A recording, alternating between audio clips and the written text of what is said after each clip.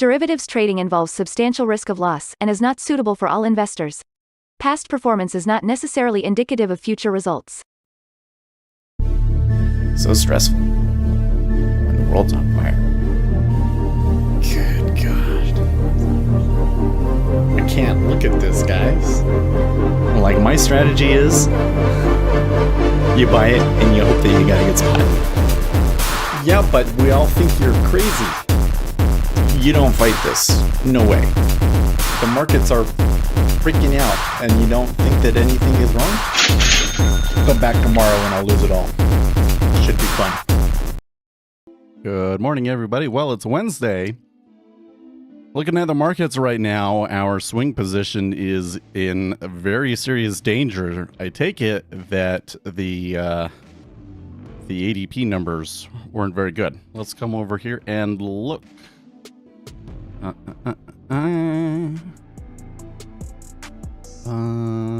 Where are we at?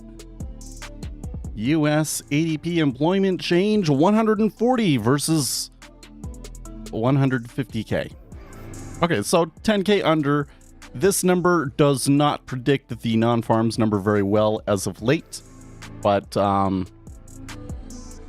it was a little bit bad, and so that's probably why the Treasury... Oh, you know what? The amount that the Treasury's moved up isn't that significant. Okay, let's go to the charts and take a look. If I can remember which chart is which, it's got to be that one. Okay.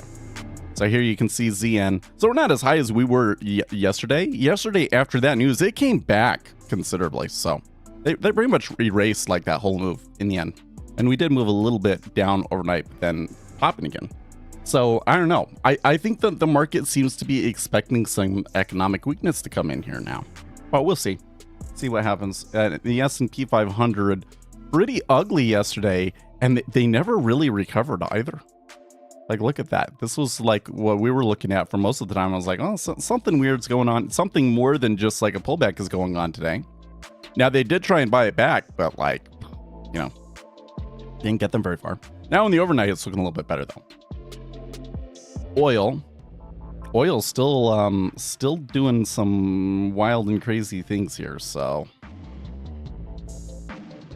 I guess we consider that one range bound. Gold and silver, though, ooh, they're still looking good. They're still looking good. Copper range bound. Japanese yen still kind of moving slightly up because it looks like the Japanese are still concerned about inflation. Wait, what did I just... Oh, I clicked there. I was like, that doesn't look right. Okay, there we go. And the dollar's looking weak as a result. And then you got Bitcoin. Okay, Bitcoin yesterday doing crazy things again. Touched 70,000 rather. 70K very briefly, and then just plunged 10%. And now, right back up there again. It's crazy. I wouldn't touch this thing. I don't want to be 100 within 100 feet of this thing. Crazy. Okay, so let's see here. Do we have Fed's Powell testifies in Congress today at 8 o'clock? And we have jolts and wholesale inventories and wholesale sales. Oh, and the Bank of Canada rates statement. Okay, cool. Which reminds me, when is the next... So if we're starting to get central banks again...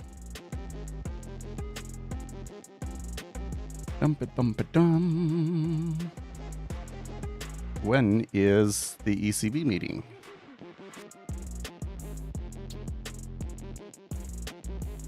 I'm gonna have to like change it to be like none central bank. See if it will show me this month. ECB press conference March 7th. Oh, okay, so tomorrow. And then the FOMC is on the 20th. So 2 Wednesdays from now. Not next week, but the week after that. Mohammed, why don't you take partial profits along the way? I do. Well, I mean, on these swing trades, I do. So, this says like negative 800, but the reality is that I had already made basically 800 or 1,000. Okay, so here's the news. Wait, I didn't think that we had another Canadian labor productivity spot 4 versus spot 1.8. That is a little odd.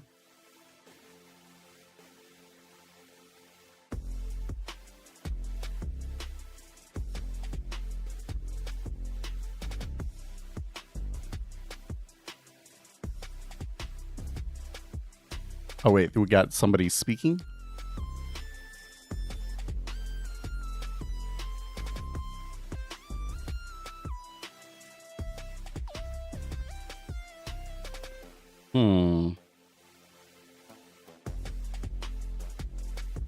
Oh, these are Powell's comments. I guess they are releasing his opening comments for when he testifies in Congress tonight. Yeah.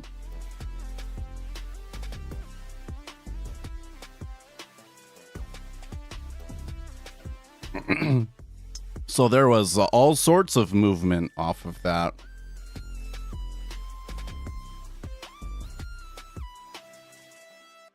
We do not expect it will be appropriate to reduce the policy rate until we have greater confidence in inflation moving sustainably towards 2%.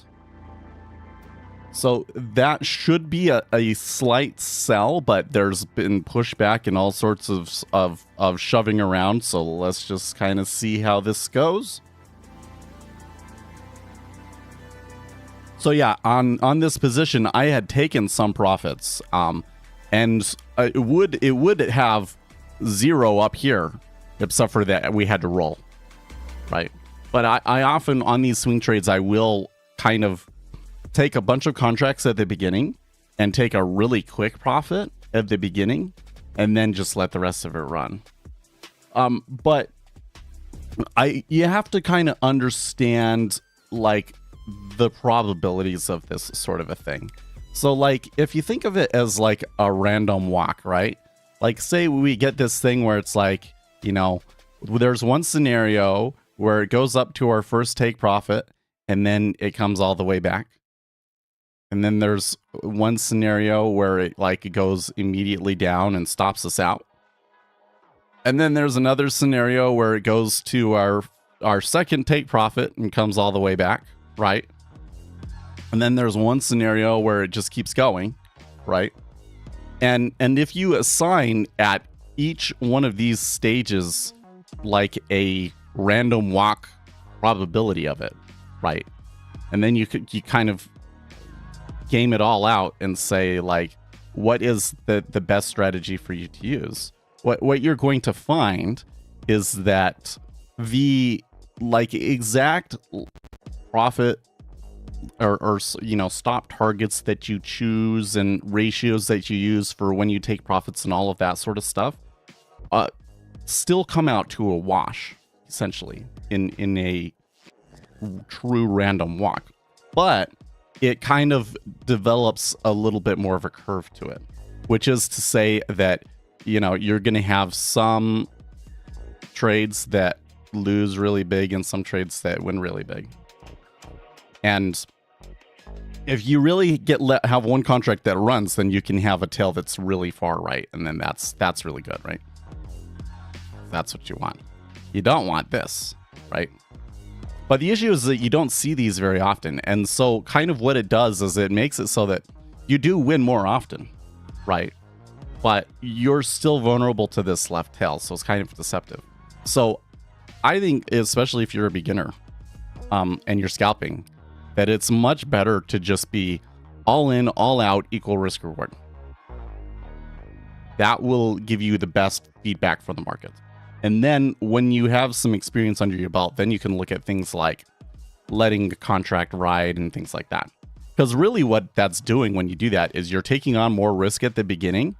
And that kind of gives you a better win rate and will kind of help your psychology. But then it's like, it's deceiving you, right?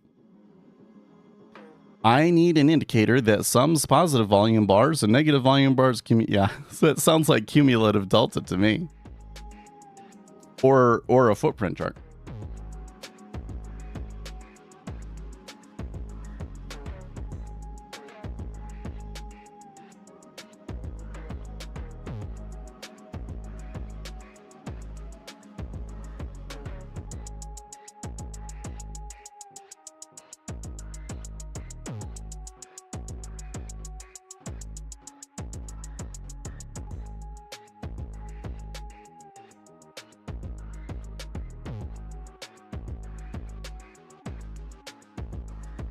So I've been through it all, and I've been through the learning process, and so I'm gonna take a big guess at what you're thinking and what you might know and might not know, and try and teach you something here. Okay. Volume is volume, right? There is somebody. The number of buyers and sellers is always the same. There's always going to be somebody buying, somebody selling in every transaction, right? So what causes price to move really has more to do with who's more motivated, because the number of buyers and sellers is always equal, right? But what the way that it works is we have limit orders, and people that put a limit order in at a certain price, they sit in queue in line, right? That's what these columns are. So those are the buyers and the sellers that have limit orders. And those limit orders will be matched up against market orders. So a market order is saying, I'll just take the best, if I want to market buy, then that means that I'm just hitting against the current best offer, right? The lowest offer that's out there. And if I want to sell, I'm going to market sell into the best bid, the highest bid that's out there, right? So we can sign volume. We can sign volume by saying which side was the aggressor. So when we say, that this volume was buy volume or this volume was sell volume, what we're saying is that the market orders were buy or the market orders were sell, right? Because market orders are more motivated, right? Those are the ones they really want to do it, and they want to do it now. And those motivated market buyers and sellers are overall the ones that move the market, right? When those market buyers and sellers overwhelm the limit orders, that's when price moves. Now, of course, you have to factor in everything, including the limit orders stacking and pulling. Okay, but that's basically why price moves. That's how it all works, right? So when we use cumulative delta, what we're basically just saying is like, what is the cumulative change in market buys versus market sells?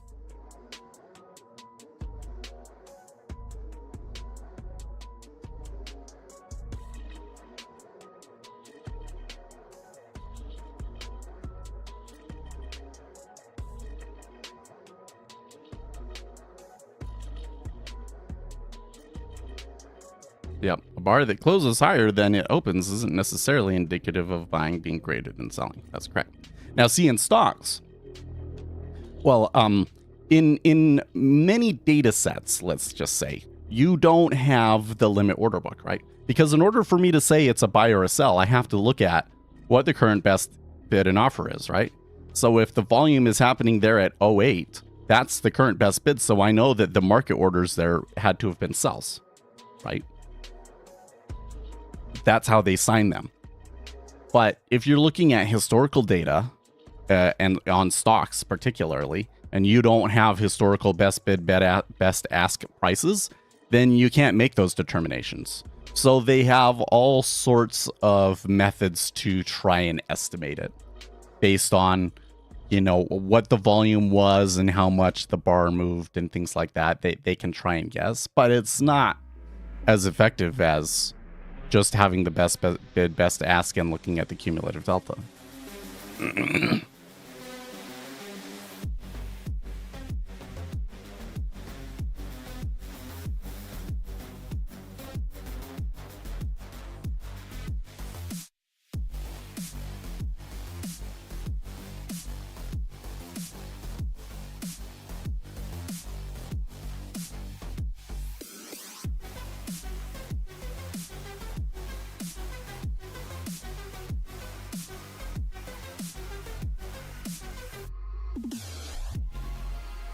Okay, I thought auction market theory was incorrect. It is.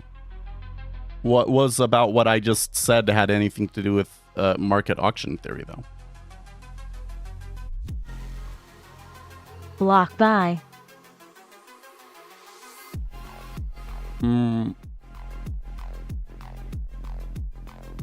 Have you programmed something like that before? I have. And I'm sure I could probably program whatever it is that you're talking about.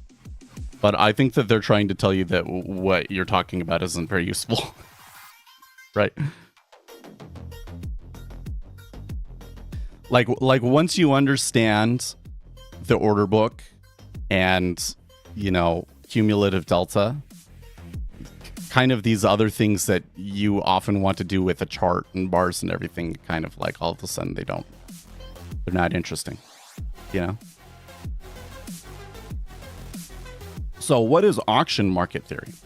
Auction market theory says that the market will stay in a steady place where buyers and sellers are equal and they agree on a price, and then somebody will come in and they will decide to do a range extension and they'll push price up, and then if and it will continue to auction higher until they find new accepted price. Essentially, they auction it higher, like an auctioneer, and say, oh, you know, okay, $10, $11, $12, until people stop bidding, and then it stops. And then they will accept that as the new value. And if the market accepts that new value, it will stay there. And if it doesn't, it'll get slammed back down. That's auction market theory, right? That's incorrect.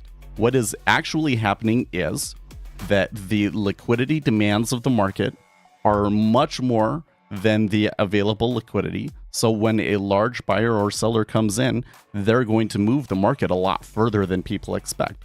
So what you will tend to see is a move that follows a square root law.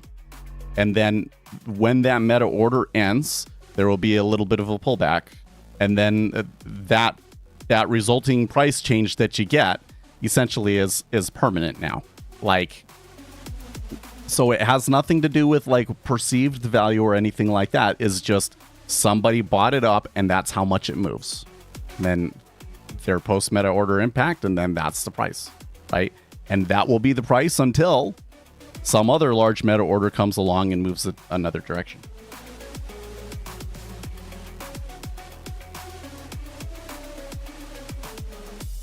Yeah, I'm really surprised you haven't found it on the internet already. So retail trading forums are littered with people trying to read. Yeah.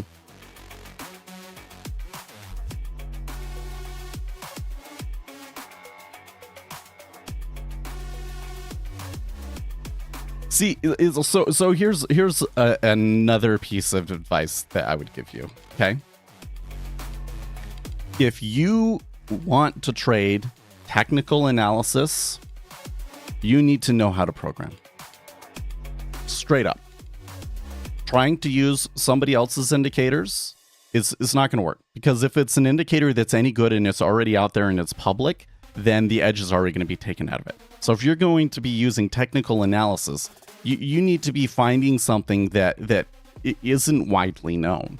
And so, sure, you could maybe make some new indicator and see some strange pattern in it that is predicted. It's possible, in fact, extremely unlikely, but possible. But how are you going to find that? Are you going to find a programmer and tell them to program something and then look at it?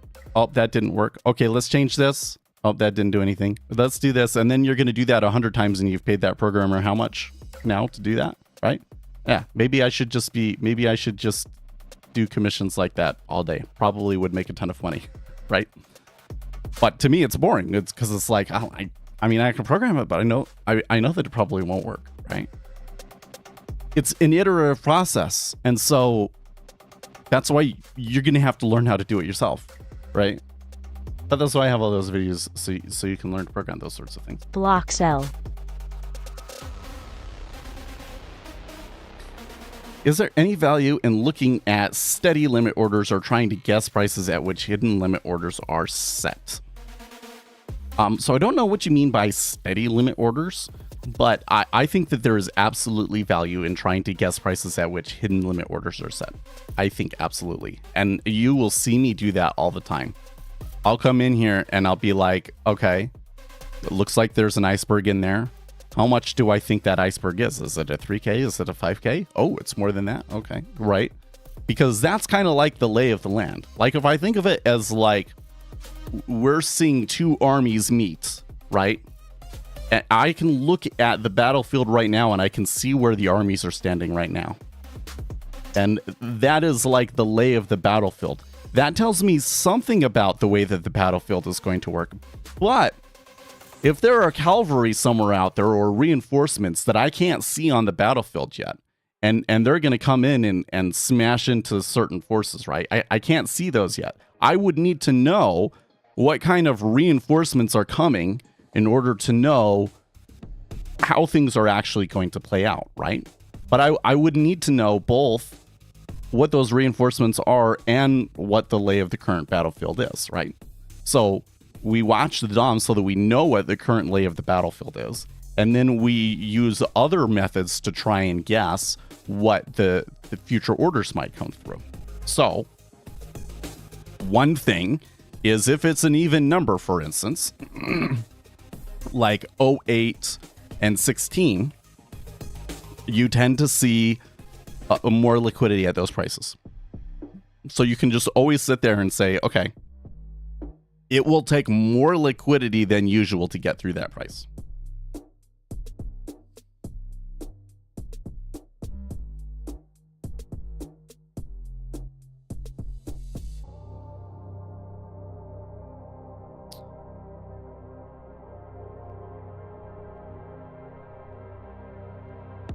So I would say we did come down slightly since the Powell's, comments were released and so forth.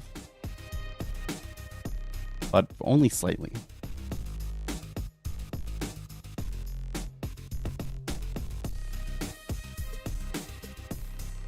Sometimes I can just tell there's going to be a limit. There's going to be an iceberg there, and I don't exactly know how I can tell. But maybe I'm just guessing and I don't realize it, and it's just random. Could be. Let's hear, what's this? Jake Sherman. Reality smacks House Republicans day 133 of Speaker Johnson's speakership. Has it really been that long? And this is what's going to go down. $460 billion spending bill on the floor, a minibus comprised of 6 bills more than 1,000 pages long. 605 pages of earmarks worth $12.6 billion drafted by leadership and senior appropriators behind closed doors. The same thing will happen in 2 weeks. This is a byproduct of 2 distinct dynamics: Johnson's inability to break away from McCarthy's spending deal and hardline conservatives' inability to deal with reality on spending. The centrifugal force of appropriators and leadership wanting a deal was too strong for a small and universally loathed group of conservatives to overcome. Hardliners say they should do what they tell their voters, break up spending bills, etc. But they found that what they are telling their voters actually cannot be achieved, at least for now. Yes, that's correct. You can't. It's the dynamics of the system are too strong.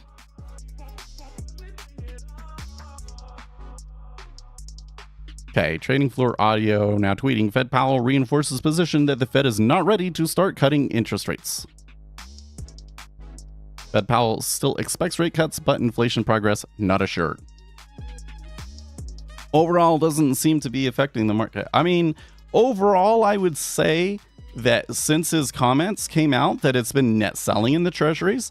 But like, look, we're like almost right back up there, and they're not waiting for the post meta order impact period to completely play out. So the little bit of buying is actually having more impact than normal because there's just not as much latent liquidity here between the open and 13. So that's kind of trouble for selling.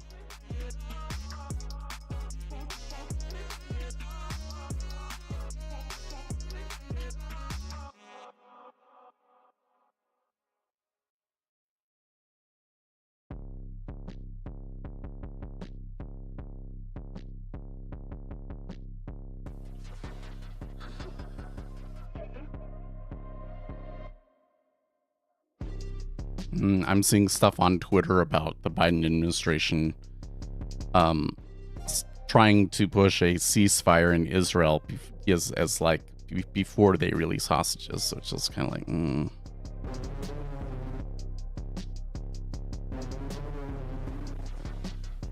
So I was watching a video the other day of someone goofing on ICT. Was it Imam trading? And I realized something. He calls areas where stops are likely to be placed and sell side liquidity, right? Yes, Lucy says yes. And it hit me that this guy calls instructions to your platform to execute a market order, a stop order, quote, liquidity. Maybe. I mean, from some perspective, you could call stop orders liquidity, but well, let's not call it liquidity, but like if you wanted to buy a lot of something, right? And you were having a hard time getting filled, right? If it were to break a new low and stops were hit, then that would create a lot of market orders for you to absorb, right? So like that might be a thing. I don't know.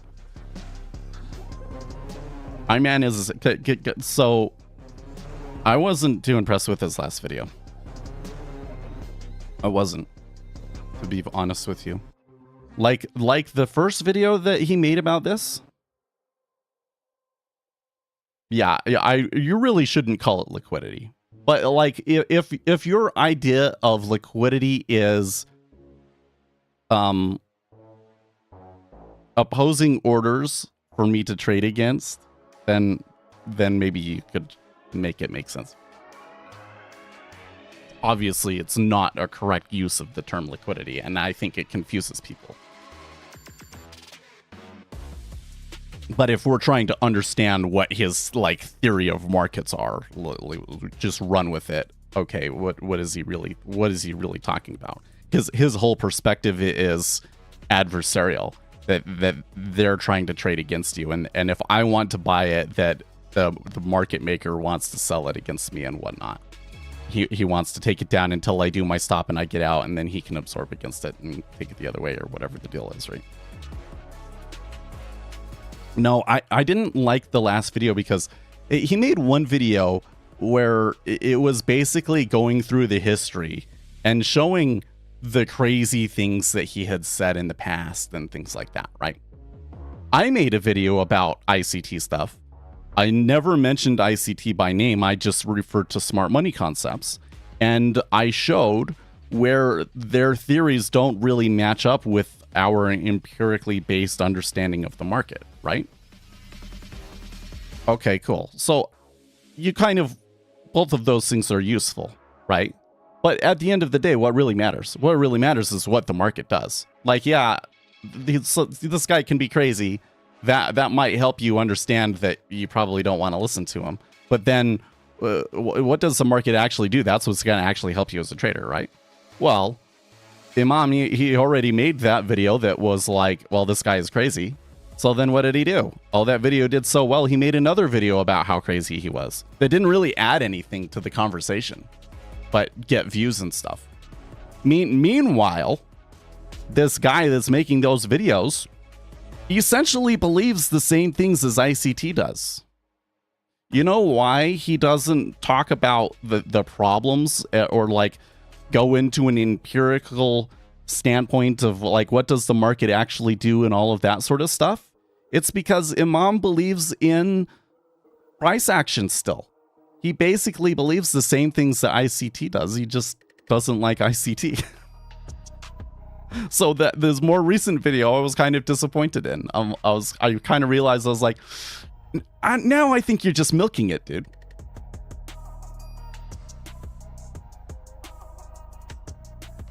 He calls areas below swing lows sell side liquidity and above swing highs buy side liquidity.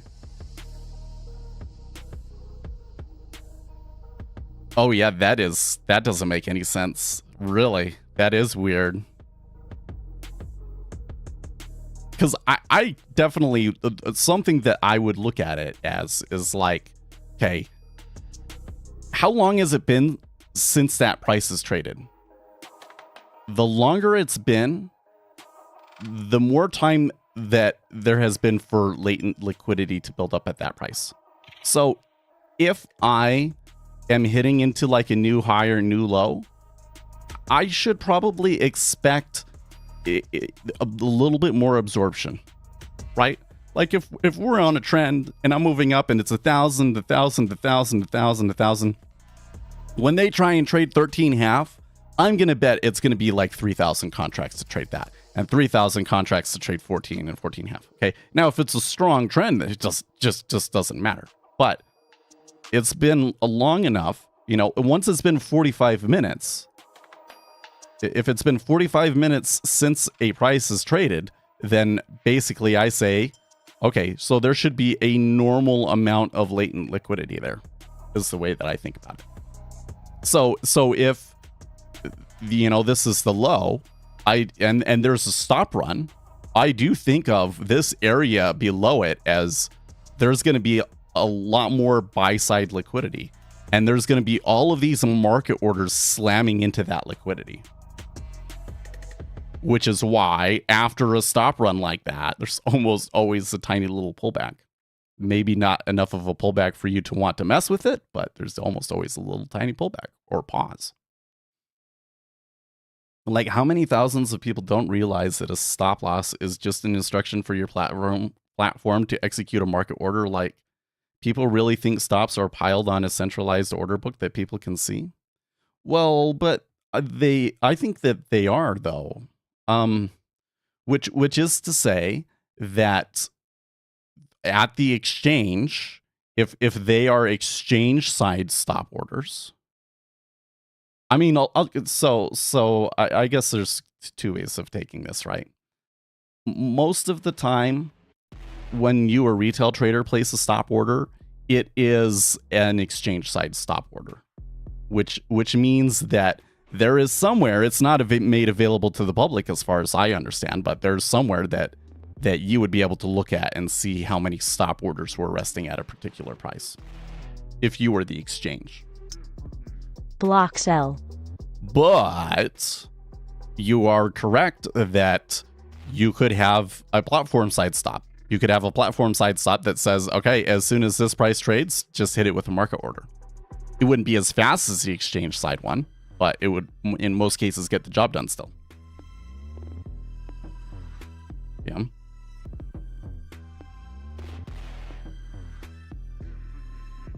Talking about volume, well, just all volume is transactions happening at a price, right? So, do I have to go back? There are essentially two major types of orders: limit orders, market orders. Limit orders are, I want to buy or sell at a specific price. Market orders are, I want to buy or sell at the best bid, best ask. Okay. Almost every transaction that you see is a market order being matched up with a limit order. Okay. There are some niche scenarios where, like, people put limit orders at the same price and they get matched, where people, take market orders at the same time that they could potentially get matched. But like 95% of the volume is a market order being matched against a limit order. Okay. Now, all of the other order types are just types of market orders or limit orders, right? Like a stop order is a market order if that price is touched, essentially. If a volume occurs at that price or the bid rises to that price or above, your stop order triggers. But there's also a stop limit order, which is if your price touches or the bid is above your price, it will place a limit order at that price, and then you'll wait in the queue.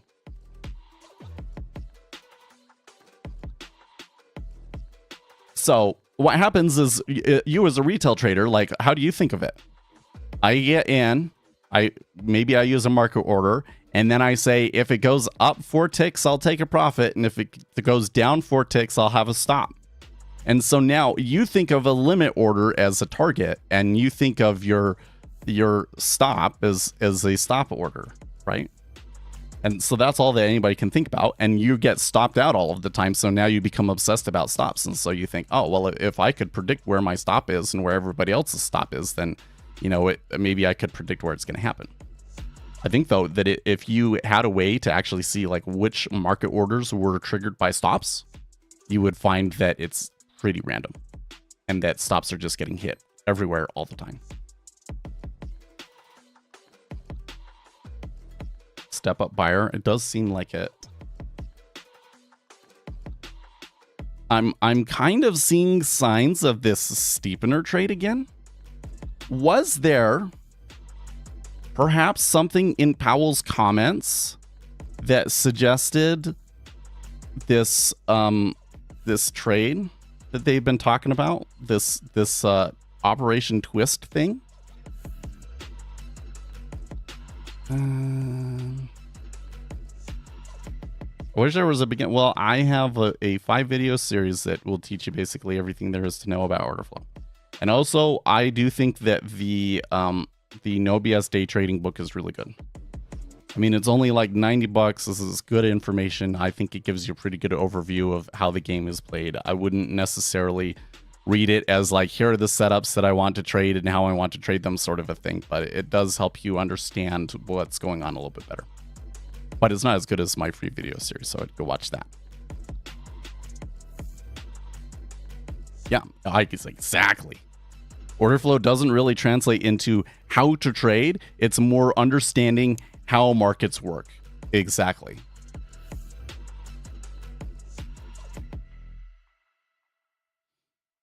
Like, here's the thing, guys. You really, well, on an intraday basis, you really can't get around you kind of have to know what's going to happen. You have to have something that's going to predict that there's going to be a bunch of market orders in the future in order to actually get a really good predictive trade. Okay? Because it crossing a line or going to a certain line or that stuff just isn't very predictive. Not on an intraday market, because it doesn't matter what happens. There could have been like some super crazy move up, but if big enough guy decides to come in and sell it the other way, it's going to go the other way. And a big enough guy could decide to sell it the other way just randomly on a whim. It's like that happens all the time. So you really want to limit your trades to a situation where you have a really good idea that the market orders are going to be in one direction. Yeah. You can understand all this stuff front and back and it won't make you money in itself, but if you understand the flow environment, it'll help you figure out when it's a good time to try, basically, right? So it was like the analogy that I was trying to say earlier. Imagine that this is an old, like, 1600 or battle, okay?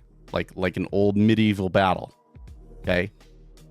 So you can know all of these things about where soldiers are on the field right now, and you can know all of these things about warfare and the tactics and how they tend to, you know, carry out war, right? And in order to understand or predict who's going to win the battle, those are all necessary things to understand.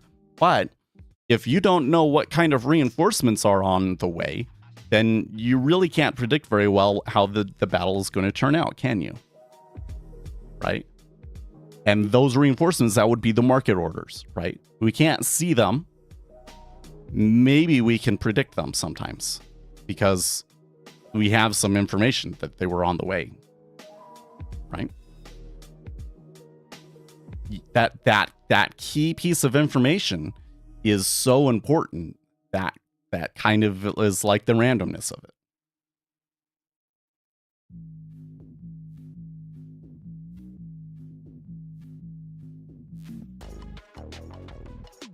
Oh, so I missed the question. Vig said, how do you know if an iceberg was put there 2 weeks ago as opposed to an hour ago? There's no way to know. No way to know. But does it matter? I don't know if it matters.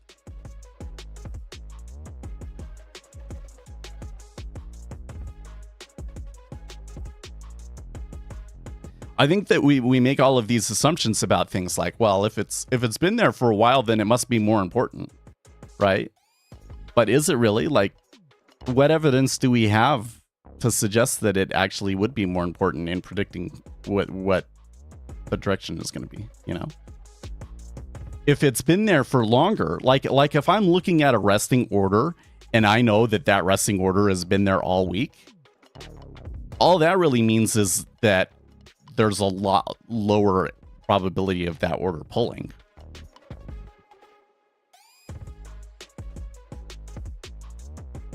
Yeah, well, but he's talking about an iceberg. So because it's an iceberg, it's not going to show up on the, right?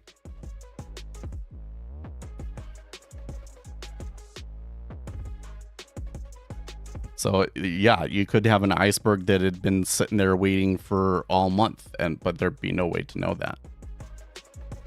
But an iceberg is an iceberg. Like, it still has the impact that it has.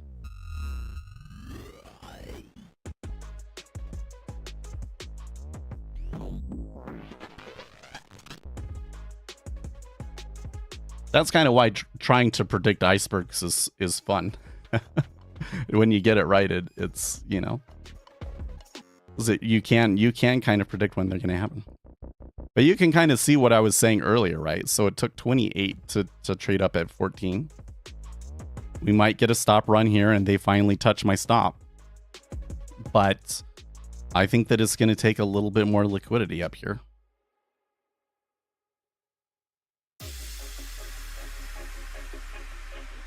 They're going to, or rather, there's going to be a little bit more liquidity they're going to have to plow through. With that kind of momentum, though, I think it's pretty likely that they hit it.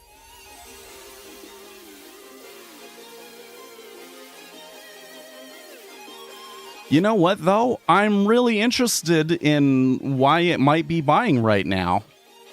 Because to me, this looks like, okay, Powell came out again and said, well, we're not going to lower rates until we're really certain that we're going to 2%. And then the market said, yes, we think that you're going to cut rates soon. Like, it's like they think they're calling a bluff or something, you know?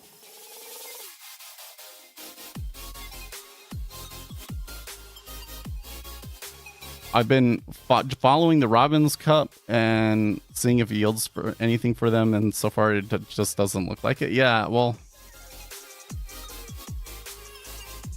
these guys don't understand the game that they're playing, right? Like, if I had a really good momentum strategy that I was trading, that I had found to be incredibly successful, then it would be worth it for me to enter into the Robbins Trading Cup, right?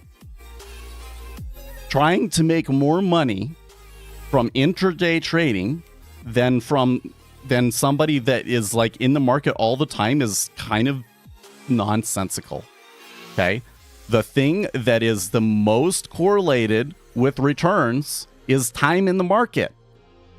And if your time in the market is only like 5 to 30 minutes a day, there's absolutely no way that you're going to beat somebody that is in a winning position like all year, right? And if you go back and you look at the history of the Robbins Cup, okay, the people that win that are usually people that are setting up momentum strategy quant funds, not day traders.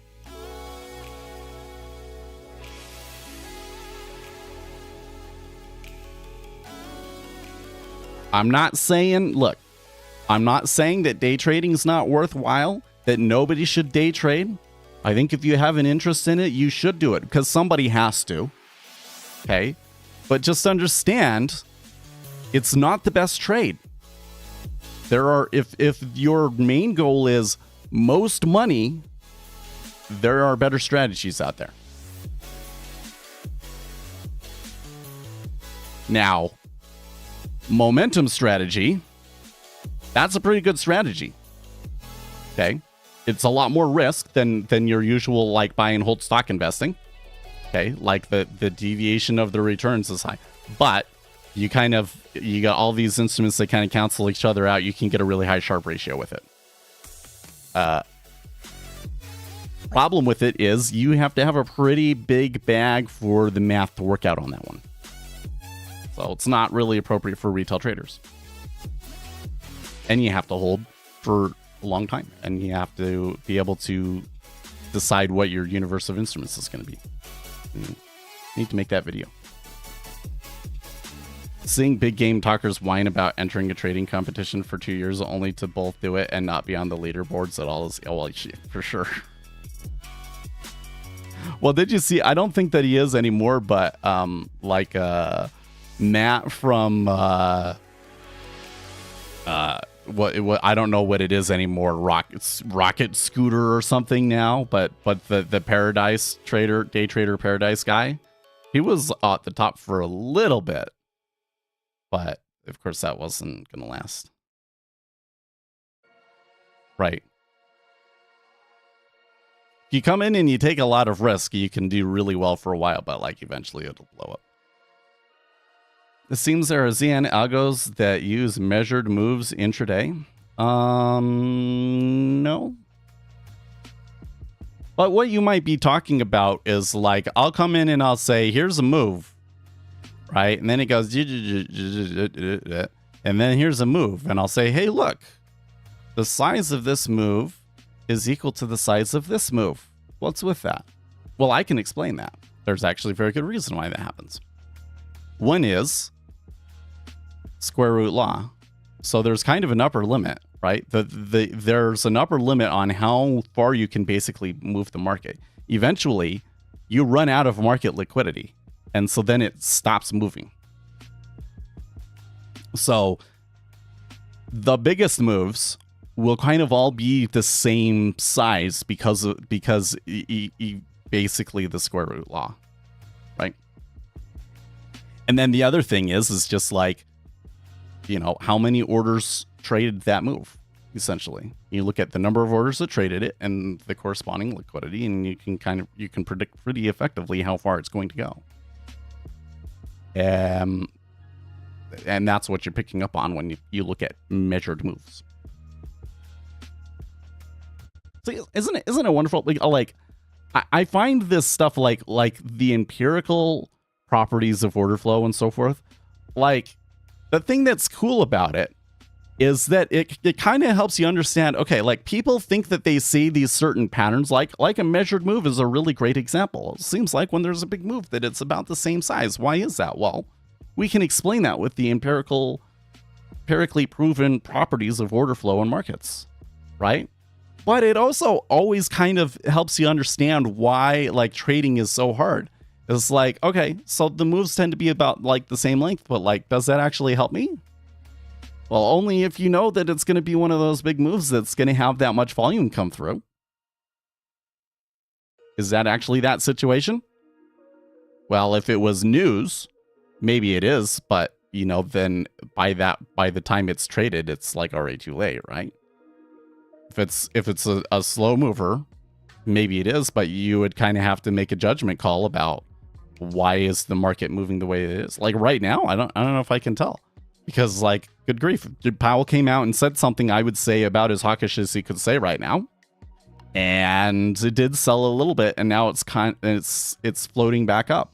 Is the market calling his bluff? Is there something else going on that's causing them to want to buy? Did he say something that suggested that an operation twist is in the works? I don't know. Let's just come back over here and see if Zero Hedge had a synopsis of his comments that would maybe put in there. Wow, as Haley ends the Republican race, survey finds 92% of her voters approve of Biden's performance. Wow.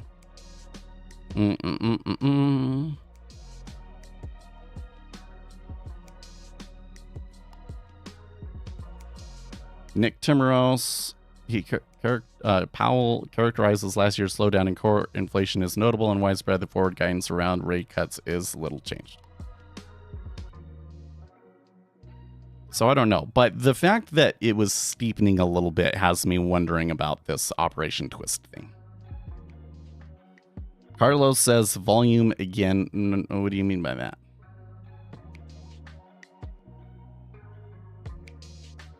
Interestingly enough, the volume in ZB has been sell this whole time. It's been mixed in the 5-year. That's what I think is kind of weird, is that it's like it's been sell in ZB the whole time. It's been sell in ZN the whole time. It's been mixed in the 5-year, but they're kind of floating up and they're at the highs. That's kind of curious. But I bet you that if I was looking at the two, that the two would probably be more heavily sell, wouldn't it? Or sorry, more heavily buy, rather. The two would be more heavily buy because it's a steepener, but the steepener is only happening in like bills in 2 years. Yeah, which kind of sucks. I don't like joining divergent moves. Like, me neither. Me neither. That's why I'm kind of sitting here like, well, I can't do anything. I'm not going to take a day trade off of all of this. But I am awfully concerned about my stop getting hit. Because that's been on for weeks, and for it to all come out to nothing. I mean, granted, that one's a sim trade, but still be a little disappointing for me, yeah? I need the gooey good feeling of, well, yeah. No, I totally agree. I think that you want to see market orders going your way. Market orders going your way and price following it. And when they're not doing that, that means that the order flow isn't a very good predictor of price right now. So why would you want to take a trade off of it? Unless you had something else, like if there was some sort of resistance level there that I knew that they would want to sell it there because like it's too far for a certain currency or something, like then maybe I would have some confidence in selling it there, right? But otherwise, now if they break the highs again, you might get that, right? You might start to see the volume kind of become more in line with it going up.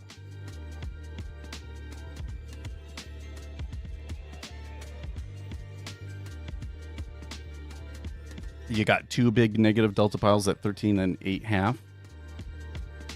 8.5, that's interesting.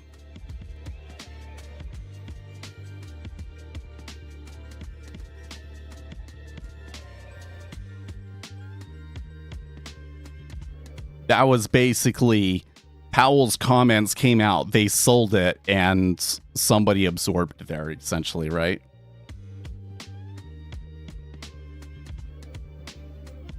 Like it does seem to me that there is a passive buyer out there in the markets absorbing and pushing things higher, but I don't know why they would be there. I don't have anything to tell me that today that they would be buying. I would have thought that Powell's comments would be enough to cause selling. We're past the beginning of the month. The only thing I can think of is that they think the economic data coming later this week will continue to be bad. Could be that. Otherwise, I don't really know. So I'm just reading my Twitter feed here, and I'm thinking, let's go and look at what happened on Super Tuesday. Okay, so on a top story on Political, I have Nikki Haley plans to drop her presidential bid Wednesday. Yeah, I kind of figured. You know what? I think that I understand why like people usually hang in there until Super Tuesday, but in this place, I kind of feel like that they're kind of wasting people's time. Like one of the dynamics that I see play out in a lot of Republican spheres is that like everything turns into, do you like Trump or not? And I don't think that do you like Trump or not is the best predictor of whether a specific representative is going to be a good representative for you. You know what I mean? Because a large factor behind Donald Trump is the personality thing, right? So you got a different representative that's not going to have the personality of Donald Trump, right? It's kind of funny to me because Utah, where I live, we have some of the most conservative voters in the nation. Like you will still find people in Utah that think that it's immoral for a woman to work outside of the home. That's still somewhat common. I mean, pretty much everybody in Utah thinks that it would be better if the woman didn't have to work. Okay, but there's some people that still in the 70s, it was like, you shouldn't do that. Okay, not very many millennials anymore because millennials have no choice. But okay, there's still kind of echoes of that sort of, like with some of the most conservative voters, right? But part of being conservative is also being moderate. It's funny enough, right? It's like if you're conservative enough, you've been taught, oh, like there's these political extremes and one side is fascism and one side is communism. And so we need to be somewhere in the middle, right? So you get this thing where you get these really conservative voters, but they want to think that they're moderates, right? So like if you ask them on any one individual issue, it'll be like, oh yeah, you're super conservative. But then when you look at like who they vote for, they always vote for the moderates. They always vote for like John McCain and Mitt Romney and stuff like that. So if you're looking at like whether you like Trump or not, you don't actually get the people, you don't necessarily get the representatives that you want. So that's how you get things like Mitt Romney, where Mitt Romney does, you know, Utah loves Mitt Romney, even though like everything that he does is kind of against what they actually want him to do. Kind of weird like that, right? So with the Nikki Haley thing, it turns into, are you going to vote against Trump or not? Okay, well,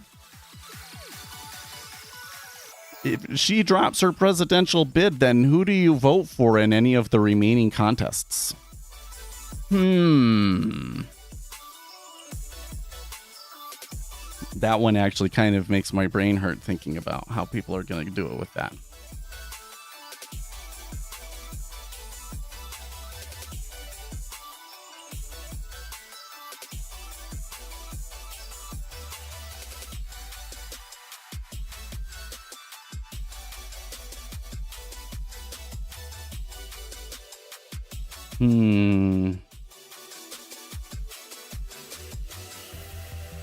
Anyways, I want to read this story, 7 Things Super Tuesday taught us about the November election. It's the November rematch few Americans want, except the ones who keep voting for it, Donald Trump and Joe Biden. Well, you know what? I think that most people want, that are on the Republican side at the very least, want it to be Donald Trump. And most Democrats don't want it to be Joe Biden. But because he is the incumbent, incumbency is super hard to beat and nobody wants to fight against it. But do you think that they try and replace him at the convention? I think there's a strong possibility that could happen. Okay, Donald Trump and Joe Biden romped across the Super Tuesday map, easily wiping out their closest challenges and marching to the precipice of their respective nominations. But while Tuesday's election served as a stark reminder of the grip both men have over their parties, they also offered the best glimpse yet of each candidate's general election frailties.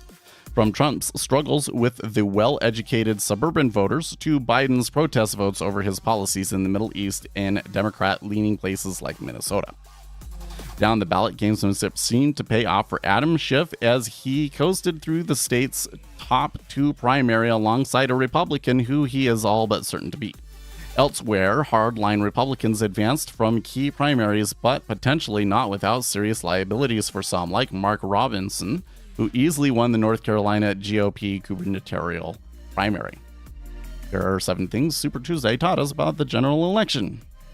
The general election no one wanted. If Tuesday night cemented anything, it was that any lingering chance of Trump or Biden not getting through their primaries has become the stuff of fanfic fever dreams.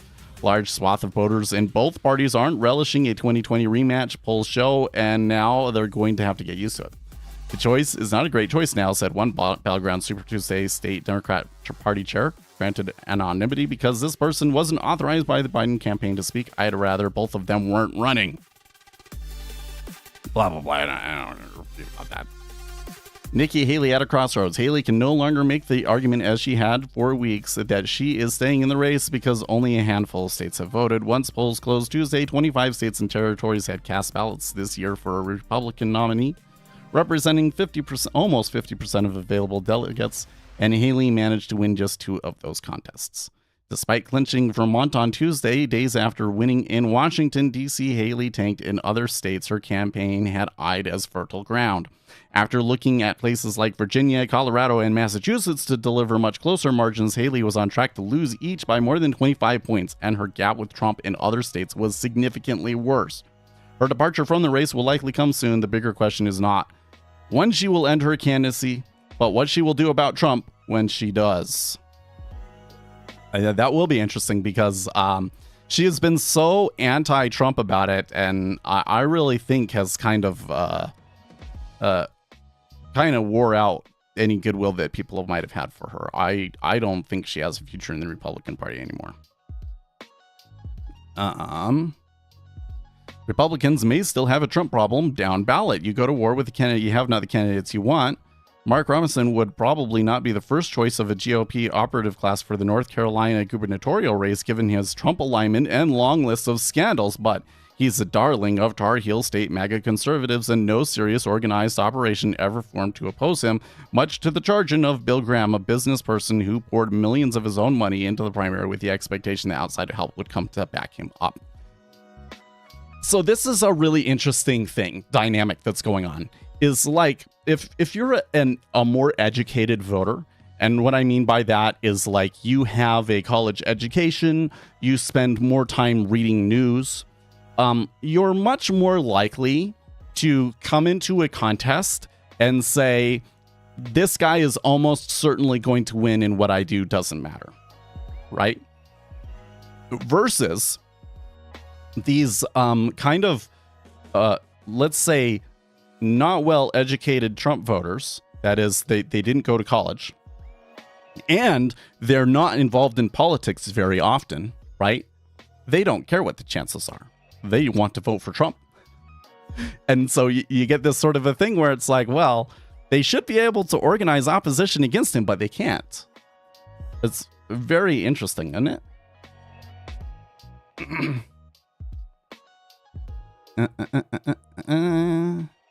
Biden's uncommitted hump is real. Jason Palmer, a previously unknown businessman from Maryland, snatched American Samoa away from Biden, ranking in 51 votes compared to 40 for the president without ever having set foot in island territory. Man, it's so close to my stop. Just do it.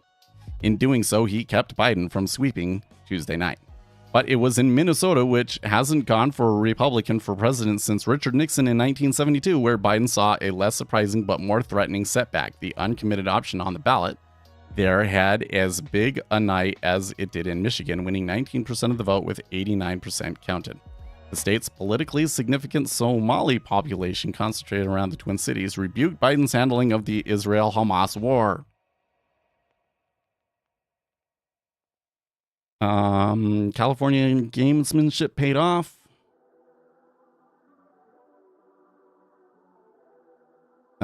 Schiff may have ticked off liberals by elevating Republican Steve Garvey, but the gambit worked. Garvey easily beat out Democratic Rep. Katie Porter for the second spot in the general election, which means an almost certain Schiff victory in the fall.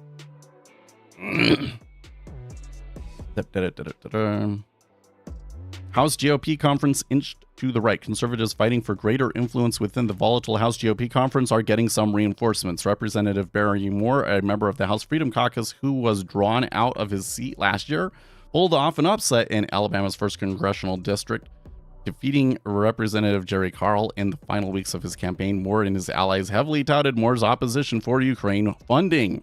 Moore's win came despite heavy spending against him, including 6 figures from Conservatives for American Excellence, a group bankrolled by hedge fund billionaire Ken Griffin and an investment banker Warren Steffens that played in Republican House primaries across the country in an attempt to block troublesome candidates. I think that if I was a billionaire, I would not invest in super PACs, but whatever. That group, along with American Leads Action, a super PAC blocked by wealthy donors Jay Febison and Ron Walton, spent a combined $2 billion against Brandon Gill in Texas' 26th district, a safe Republican seat left open by retiring Michael Burgess. Gill, the founder of the conservative DC Inquirer, who helped work on a documentary promoting conspiracy theory about the 2020 presidential election and has vowed to join the Freedom Caucus, easily won that primary. Disappointing night for the left. Uncommitted voters strong showing in Minnesota was the biggest bright spot in an otherwise disappointing night for progressives. The problem wasn't that, as some liberals feared, Porter and Barbara Lee would split the progressive vote in California. As of early Wednesday morning, their vote shares combined still wouldn't be good enough to vault over either Schiff or Garvey. Liberals gave Representative Henry Cellular a pass this year. The anti-abortion South Texan didn't even have a primary opponent, even though a progressive challenger had forced him into challenging a runoff in 2022. It's so close to my stop, but they're not actually going for it yet. That's funny. I'm just going to put it one tick above 16 because I think it's pretty likely that they trade at that price. So when you read what people who did go to college think, you start to reevaluate what educated means. Okay, we'll talk about that in a second. What's that? Was that the end of that? Oh, we'll talk about it right now because that was the end of that article. Like, here's the thing that I see is that in the West, we kind of came to this conclusion that education was the solution to everything, right?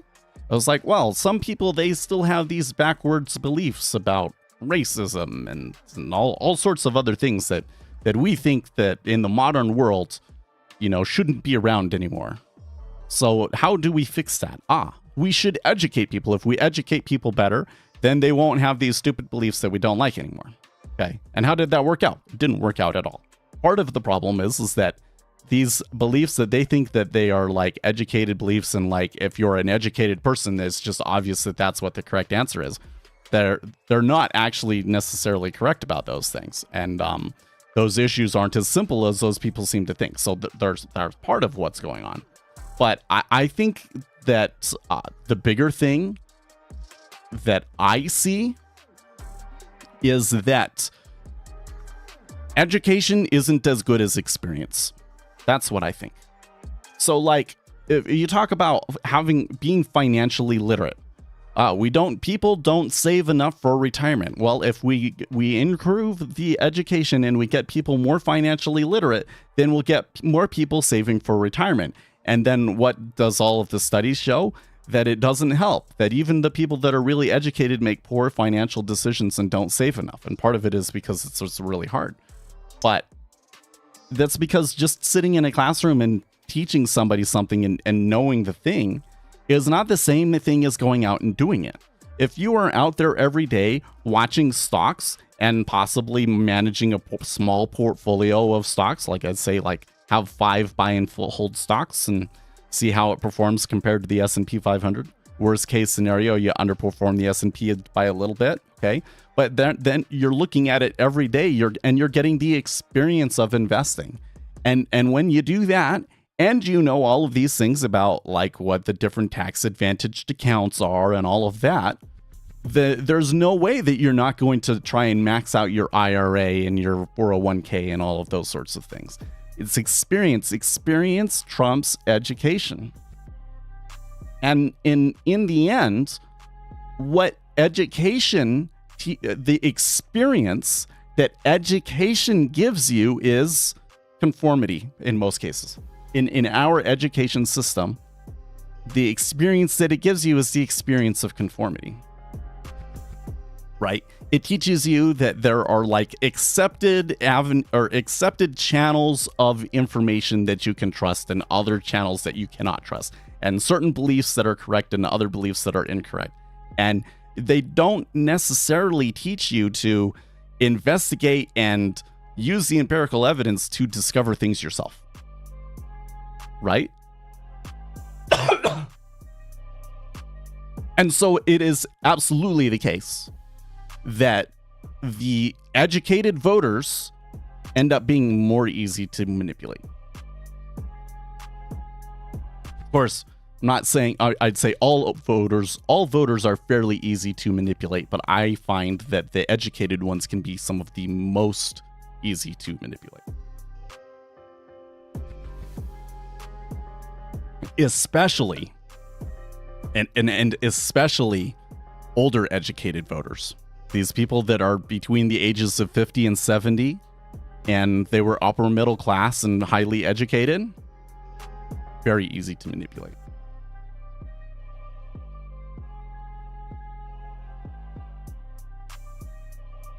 All you got to do is say, oh, this other guy, he's too extreme, and then they just vote for whatever you want.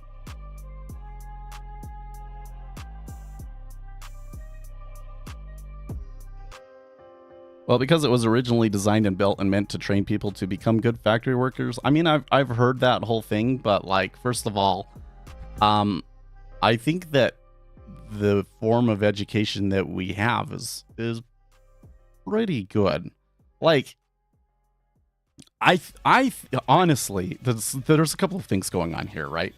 One of the things is that there's some people that weren't very good at algebra. And then they don't really use algebra outside of school. And so they are a little bit bitter about all of the time that they spent on math and sucking at it.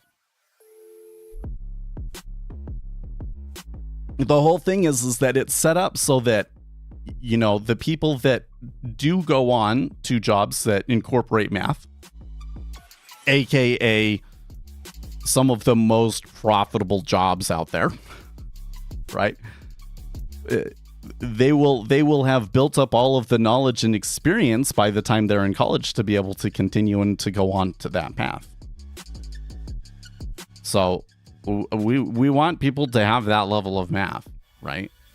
And, you know, it kind of does involve having to sit and listen to a teacher and like focus and things like that, okay? Some of these other teaching methods that you might have that you can't incorporate into the current school system would probably require you to have much smaller class sizes and wouldn't really be practical for the public school system to incorporate, right? But the other thing is that humans are not built for empiricism, right? We are built to observe the world around us and use Gaussian, what do we call it? Regression. Basically to use regression analysis to try and predict everything. That's the way that the human brain works. Okay. So anything that's more complicated than that is not natural to people. And then on top of that, humans are naturally conformist. Your survival depends much more on how well you get along with your neighbors than it does on being correct on individual issues, or at least historically that's been the case. If you want to make money, it's better to be correct, right? So if you're one of those people that just tends to be like overly logical, like you're autistic, that ends up being kind of an advantage in this world. So I don't necessarily agree that it's just the school system. I think that it's kind of the tendency of people in general. But like here again, like how do you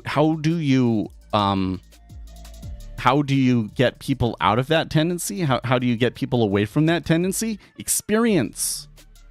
You have to have, once you've had this experience of, well, I've made this observation and this is the way that I think that the world works, and then you try and execute off of it and it doesn't work at all, right?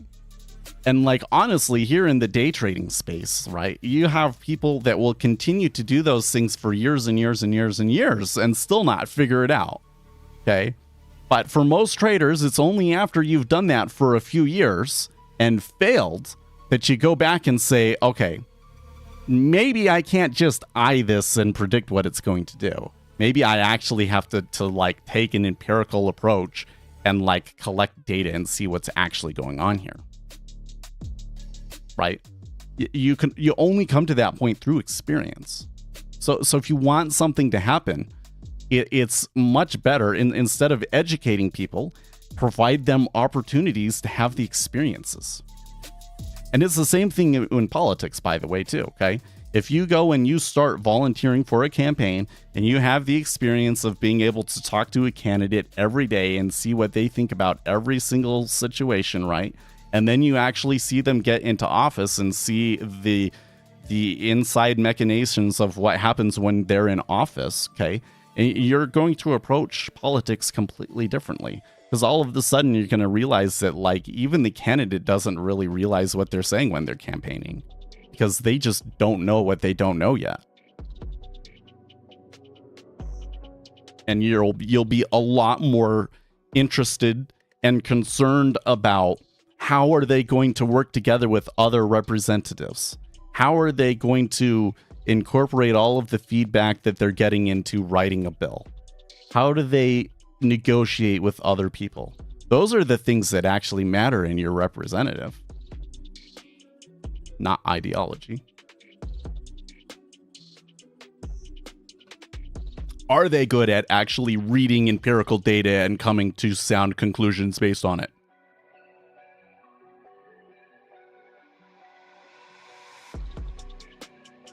Oh, you know, I've totally forgot about the Bank of Canada. Maybe we're moving up because of the Bank of Canada, huh? Well, probably no matter what happens with the Bank of Canada, my position is going to get stopped out, huh? Because it's going to come out, it's going to go both ways. And if we're starting out here at the highs, the chances of them breaking that high again are pretty high, aren't they? So I think that I will short circuit this and just exit right there.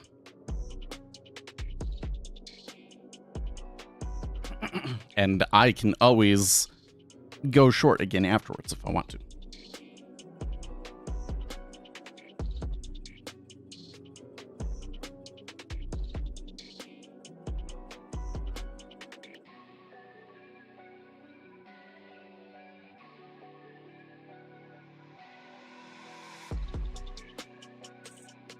So I didn't see though here in Utah. I saw a lot of people at the caucuses coming out to vote against Donald Trump. I'm gonna bet that he still wins, but I bet you that Haley probably did better in Utah than other places. Oh yeah. With 85% of precincts reporting in the Republican caucuses Wednesday morning, Trump leads with 57% of the vote to former South Carolina Governor Nikki Haley's 42%. Aside from Vermont, which Haley won by 4 points, Trump's margin of victory in Utah is by far the smallest of the Super Tuesday states, with the former president leading by 40 points in most states and by as much as 70 points or more in Alabama and Alaska. See, this is what I'm talking about. Like, it bothers me when the most of the people are coming out to the caucus to vote on something that doesn't matter, right? And they're making all of their decisions based on that one thing that they care about, which is, you know, Donald Trump, and not thinking about the candidates and all the other stuff.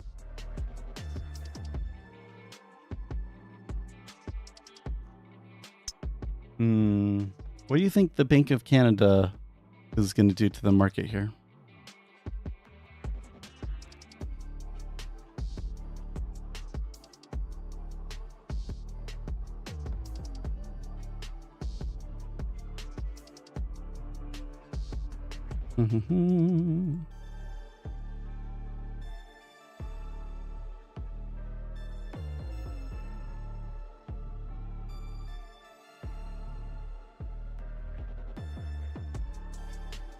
Man, Ricky Gutierrez has been like spamming our Discord like crazy lately.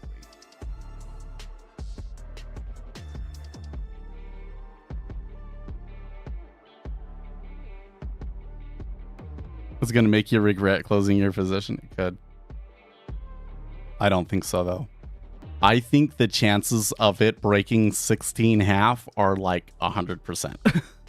It might break it and then turn back down, but I'm pretty positive that it will move at least 2 ticks each direction first.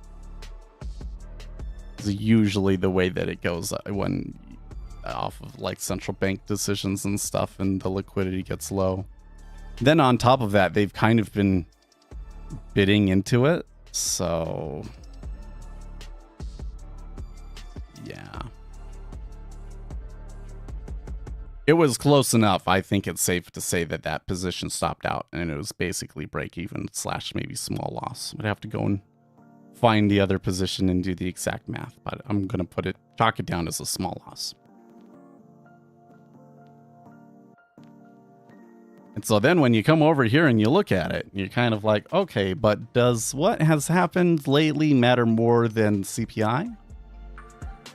Okay, maybe not.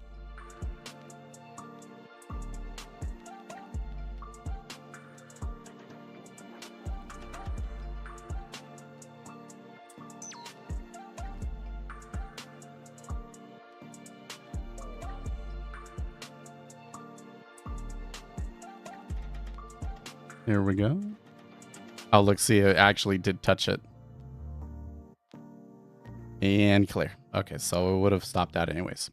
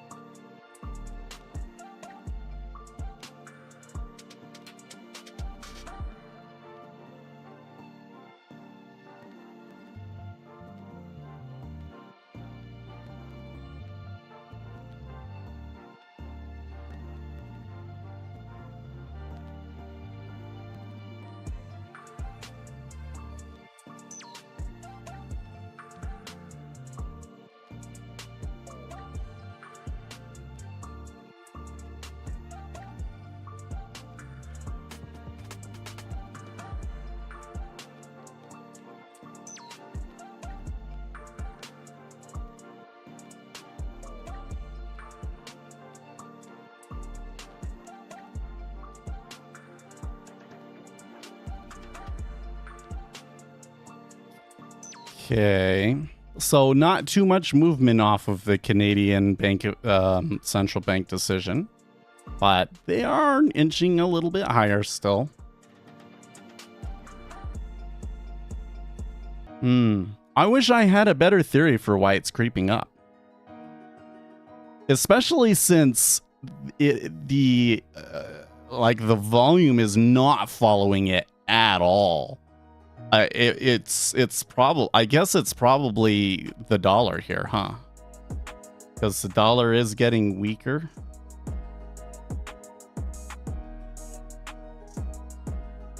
Japanese yen is kind of moving with it too. Yeah, this appears to be a currency-driven move to me. Put that in.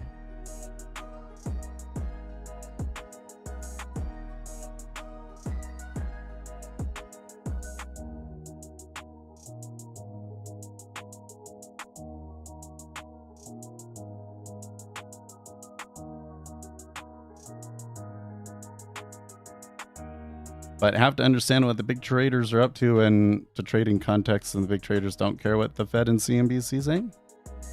Well, there are certainly some people that do, but what else are they trading on today? I'm not sure. I think that the correlation is a pretty good guess. Yeah, negative deltas as we grind up. For sure. They're selling it. It's weird. I mean, it's certainly something that happens, but I'd say it's something that's pretty rare and that we haven't seen in a long time. Especially, another thing I would add is I'd say it's especially odd at the beginning of a contract, yeah?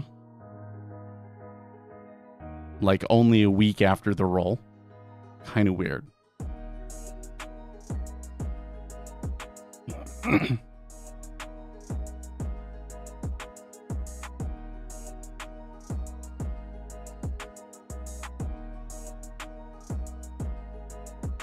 Like, I'm thinking, who would be selling? Well, one group that has been selling, and I would expect to probably continue selling, would be basis traders, right? They're long the treasury, and then they come short the futures.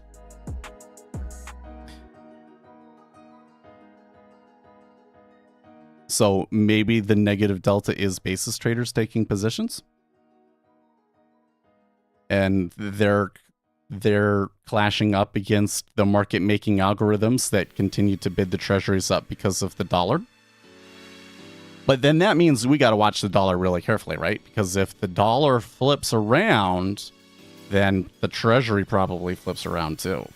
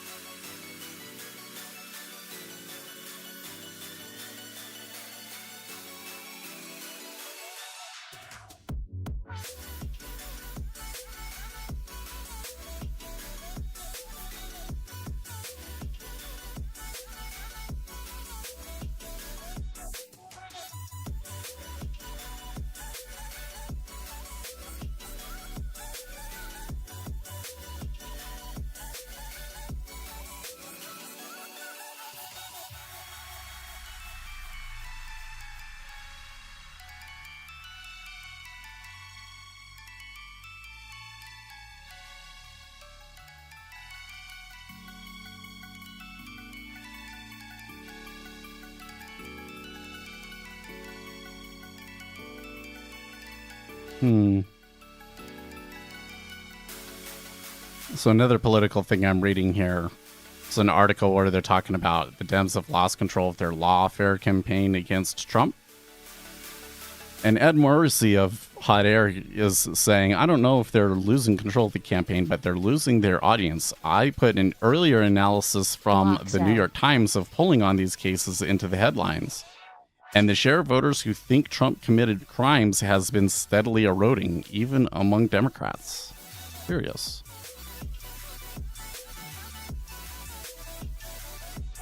Okay, so Powell speaking is coming up. He will be rereading his comments for the first little bit, probably the first 30 minutes, and then we'll get Q&A from him. So the markets could be volatile. I don't like being in positions when that's all happening. I just scratched my long twos dumping. There's definitely selling coming in across the board.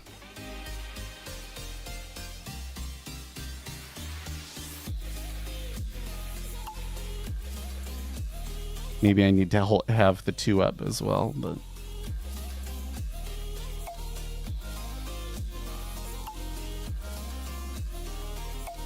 Larara Faria, the market has noticed the weaker economic data and they are dismantling the excess in the belief that the Fed will not cut interest rates too soon. The Dixie has also lost some value against other currencies for the same reason. Well, yeah, so I do kind of wonder. So I do think that the biggest, I mean, with the way that the volumes and everything are going, it's got to be that correlation with the dollar. Look at the dollar, like, continues to sell. Now, has the economic data really changed that negatively? I'm not sure if I see that. Like, I haven't seen a super major, like a big indicator yet really go negative. Like there still is a ton of strength in the economy, right? Like, how do we continue to be like at all-time highs and things like that if this economic weakness is coming in that's going to force the Federal Reserve to cut rates, you know? How do you cut rates with the S&P 500 at all-time highs? That makes 0 sense. Has that ever happened before? I should go back historically and see, like, what percent drawdown from all-time highs have past rate cuts happened at? And has there ever been a case where they've cut rates at all-time highs? Maybe it's happened.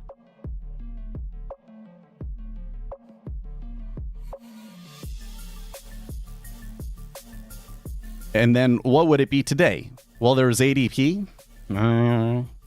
So I would have to think that if they think that there's this economic weakness coming, that they're going to see it in the jobs report on Friday, right?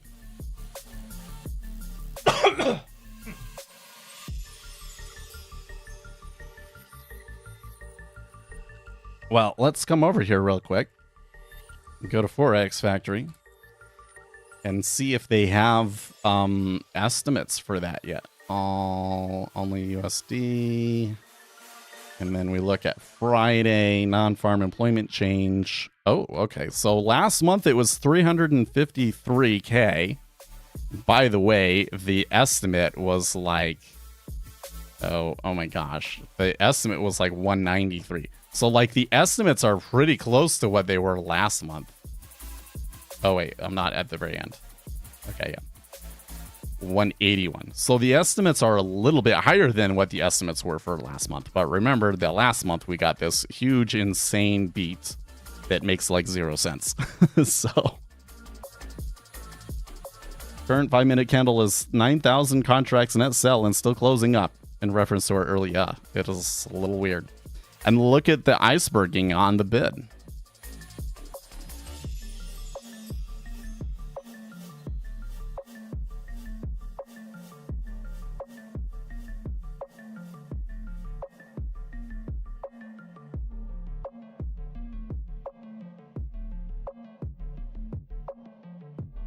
I think I understand what's going on fairly well, but what I'm seeing says this is not a market that I want to mess with. Because I'm awfully tempted to sell it here. I'm awfully tempted.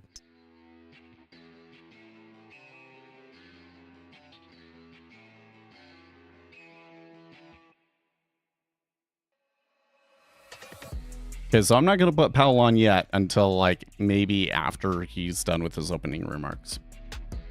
I don't know. Watching those proceedings almost always drives me crazy, so.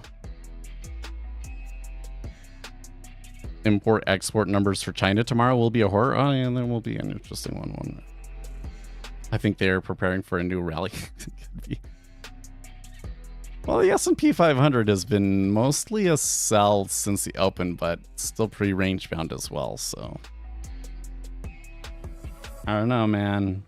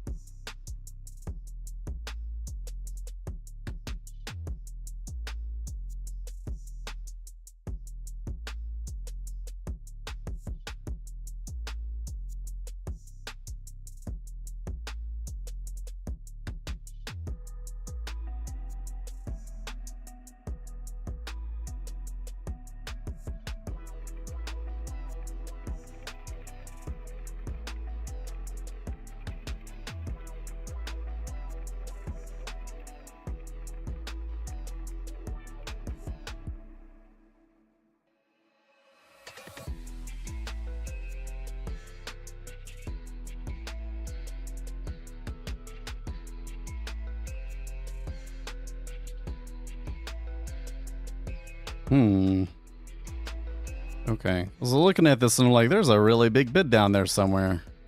It's a monster one at 02. 6,000. Well, I mean, I wouldn't call it a monster, but the liquidity up in here is relatively light. So, like, one of the things that often happens is when a really big meta order that's like a slow moving train comes into the market, you see market liquidity increase. But right now, market liquidity isn't very good.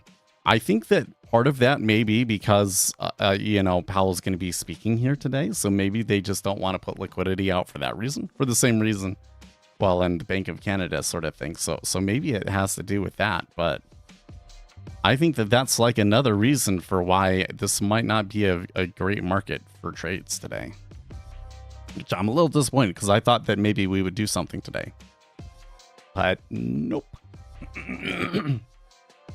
and moreover, I'm still a little bit perplexed that they moved up.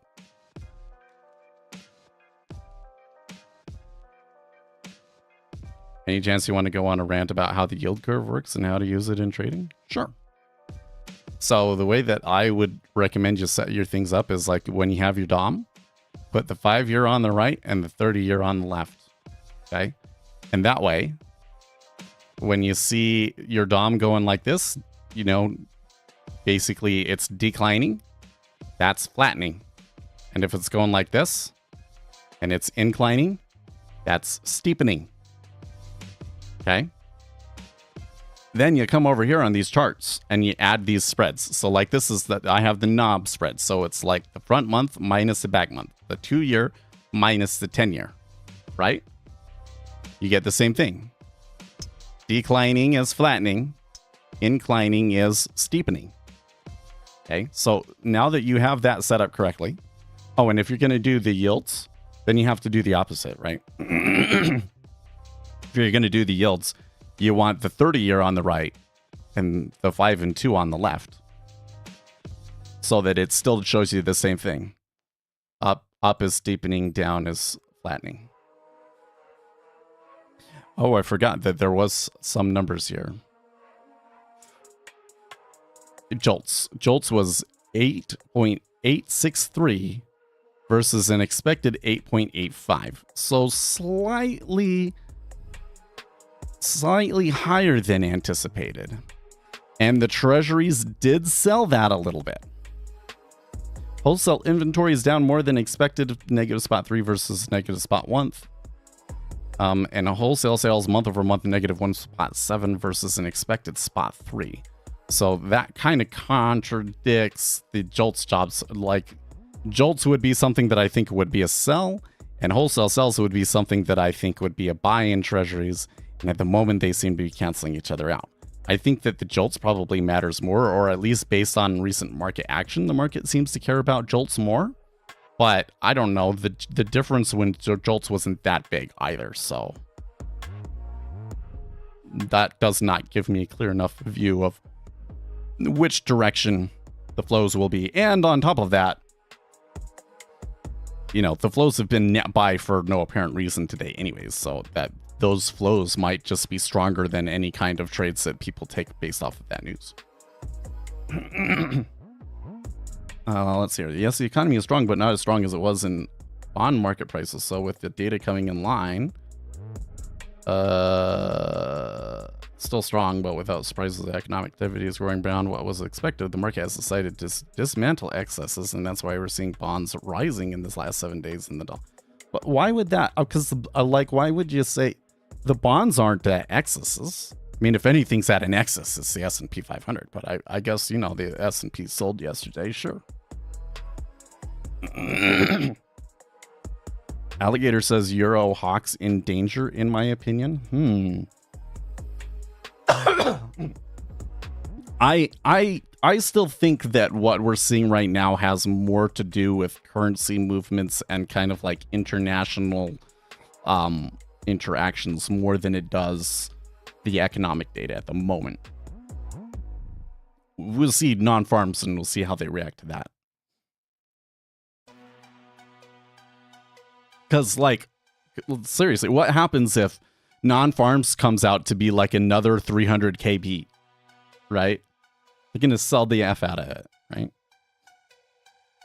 Okay, anyways, so we were talking about the yield curve. Okay, so now that you know, like, what is steepening and what is flattening, okay? Or rather, how to identify whether a move is steepening or whether it is flattening. Now we kind of have to talk a little bit about what does that mean? So the way that I like to think of it is the 2-year kind of represents somewhat what yields are going to be over the next 2 years. Whereas the 10-year kind of represents what the yield is going to be in the next 10 years. And vice versa for the 30-year, right? So basically, the short end of the curve is more reflective of what the current Federal Reserve interest rate is, right? And the longer end of the curve is more reflective of what the market thinks the interest rates are going to be average over the next, you know, X many years, okay? So when you get an inverted yield curve, for instance, where the short-term interest rates are higher than the long-term interest rates, that means that the market thinks that the current Federal Reserve interest rate levels are higher than the interest rate levels are going to be average over the next 30 years. In other words, the interest rates are too high, there's probably going to be a recession and it's going to come back down, sort of a thing, okay? Now, there's lots of things that are involved in, like the price of things, right? Because ultimately it is liquidity and market orders interacting with each other that determines the price of the treasuries, okay? So I wouldn't go in and say, when the yield curve is inverted, that means that there's going to be a recession. We're actually in a situation where the yield curve is more likely to invert than normal, right? But typically what will happen is when the market is going well, you will tend to see the yield curve flatten, which means that it will go down, right? On our chart, it will go down. And then when we have a recession, there is a short period where the yield curve steepens considerably. And then it kind of goes back down. So you're going to get this sort of a thing. Oops. You're going to get this sort of thing. Slow down and then and then slow down. Okay. Let's go find a chart and show you that. 2 versus 10-year spread chart. Okay. So here is on Fred. They kind of show you this. And if we like really zoom it out. Okay. You see how it kind of does this? It's like, okay, when was the last recession? 2008. And then slowly, as things are going well, slowly goes down, slowly goes down. 2020 COVID, right? Okay. Now, since then, it's kind of a little screwed up. So, like, I don't know. I would be careful about. Oh my gosh, I would be careful about how I read that. But there you go. Okay. So that's what's kind of going on in the yield curve. Okay. So, a couple of things that will help you, right? Number one, there is considerable amount of momentum. You can see, right? It'll go up and up and up and up for years. It'll go down and down and down and down for years. So a like longer term momentum type of strategy on the yield curve does tend to work pretty well. But you know, there's things like this that can kind of screw you up. Okay, momentum works pretty well in yield curve. There is a high degree of mean reversion in it too, which is to say, the yield curve seems to only be able to go so far in a day before it like starts folding back on itself. Okay, so you can kind of use that stuff and how the yield curve corresponds to the overall market cycle, let's say, to kind of give yourself some trades. So generally speaking, I want to see the yield curve overextend on the steepener and then go short on it flattening is basically the trade that you would do. And most of the time, if you do that, that trade will work out, except for when a recession happens. Okay? And that's basically how I would approach trading the yield curve. Doing some research on it to try and get some better like entry kind of signals about that for the momentum strategy, but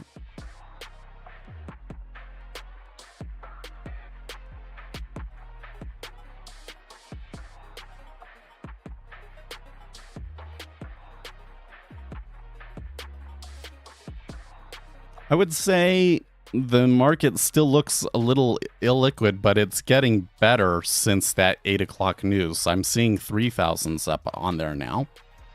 It's kind of curious. I wonder if we can find more detailed information about jolts.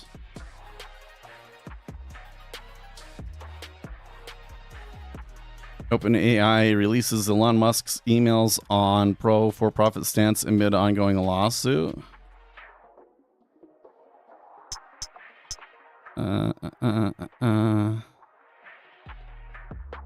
Liquidity problems are closer than you think, says Zero Hedge.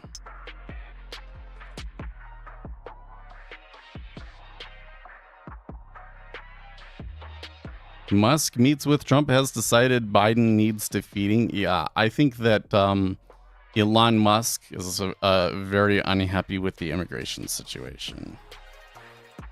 There we go. Oh, no, that's not what I see. So here's a weird one. Let's read this other one. ADP employment report sees wage growth reaccelerating in February. Expectations were for a modest bounce in ADP's employment report in February from 107K in January to 150K, but the data disappointed at 140K from an upwardly revised 111. So, job gains remain solid, pay gains are trending lower but still above inflation. In short, the labor market is dynamic but doesn't tip the scales in terms of a Fed rate decision this year. Job gains and services once again dominated goods-producing firms, but saw both increases in February. Both saw increases in February. Mining and information service sectors saw job losses. For job changers, year-over-year pay gains were 7.6%, up from the prior month and the first increase since November 2022. Job gains for job stayers continued to decelerate, reaching 5.1%, the smallest gain since August of 2021. And finally, we note that ADP has underestimated BLS version of the truth for the last 6 months, and it is getting worse. Interesting. So they're saying that the ADP is less than what the BLS is. So if it was 140 and the BLS is expecting 185, I think it was, right? But they're overestimating it by like 200, then you could still get a 300K number from, just kind of guessing from that. Not that that would be a very good way to predict it, but So that number we said, oh, well, it's weaker than anticipated, but I don't know if they're actually, the ADP is really what was moving the market. So, I don't know. I think that the buying's got to be, well, and you know what? Here's another thing is that the treasuries continue to move up, but the dollar has kind of stagnated here. And in fact, the Japanese yen has seen a little bit of selling. So that makes it even more bizarre because now I don't think that I can even explain away the treasuries slowly moving up despite the volume being down for the most part. I don't think I can even explain it using the currency movements. Although one thing I can say is that if we come over here to the 10-year treasury, there was in the last, let's say, 5 minutes or so, a little bit of increased buying in the 5-year. But the 30-year continues to sell like crazy. The 5-year is kind of mixed but slightly down. And the yield curve doesn't look to, well, it's maybe flattening, but on the 2 and 10, it's flattening at least. You don't see that in the 30. I might need to go and readjust my spreads. Let's do that. I'm going to come back over here to me, but see me enter commodity spreads. 2 versus 10 is still 2-1. 10-year versus T-bond is 2-1. Oh. Wait, that's what I have though, isn't it? Yeah, it's 2-1. And the 5/30 is 3-1, which I also have incorrectly. I have it correct. So that's all good.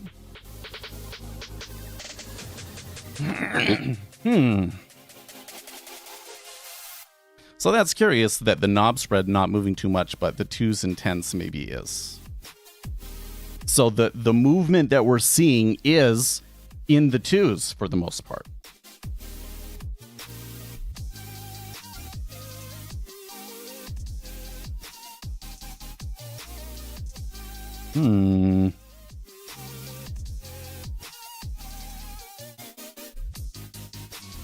So very curious, guys. This is one of the most unusual treasury markets I've ever seen. I don't know if I should be making too big of a deal of it because we do have pretty important data coming later in the week. So I'm not too sure if the action that we're saying here today is really that important, but it is unusual.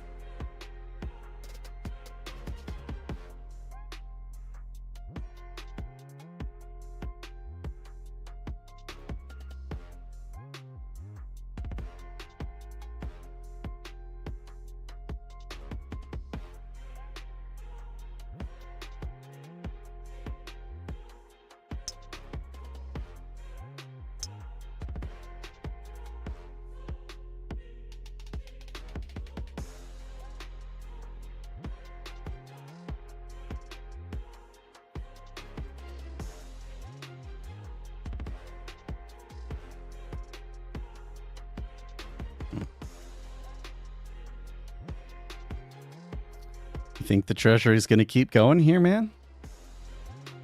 I mean, the flow in the 10-year has flipped around. And in fact, over the last minute or two, it's even kind of switched around in the 30s. So now I'm kind of starting to get more clear, like everything's pointing up sort of behavior.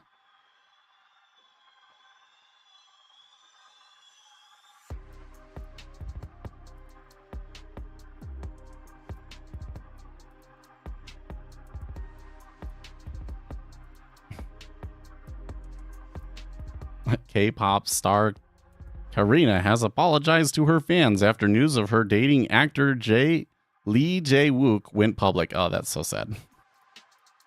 All your fans get upset because you're in a relationship. Screw those people.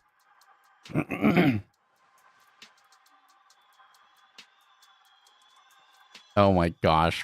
They're one of the top posts on Ask Reddit right now is what is something that you are embarrassed to admit arouses you. That should be an entertaining thread. Probably nothing that I can read on this stream.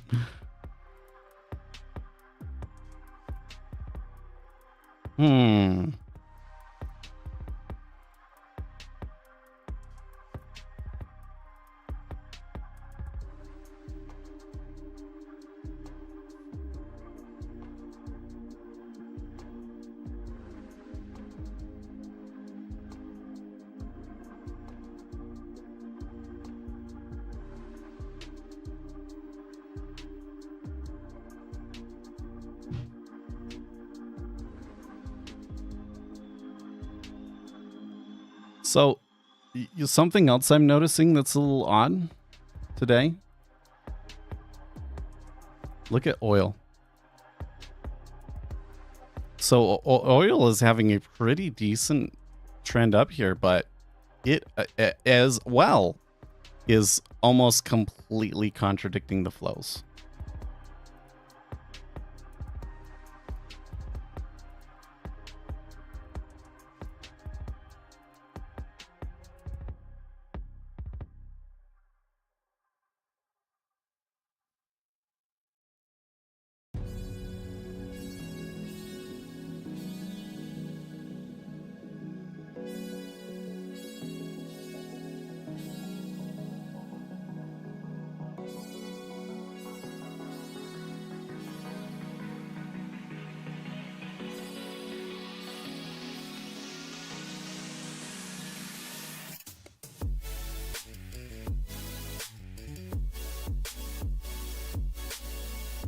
Okay, the treasuries did tick down too. So if it's gonna flip around, this might be the opportunity. I don't think that I have enough information to really predict it. I do kind of question their ability to continue trending up because it's just like too many things don't make sense. But that doesn't necessarily mean that we have a good probability on a reversal here.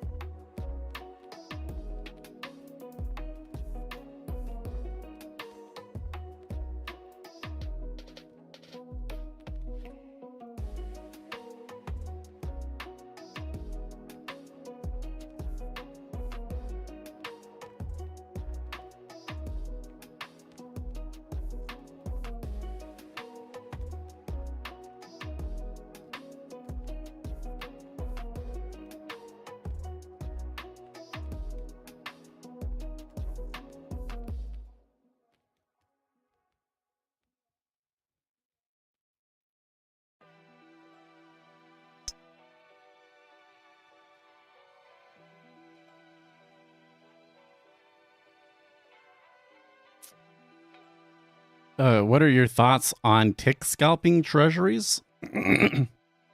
I think that it's incredibly difficult to do if you're not at the front of the line.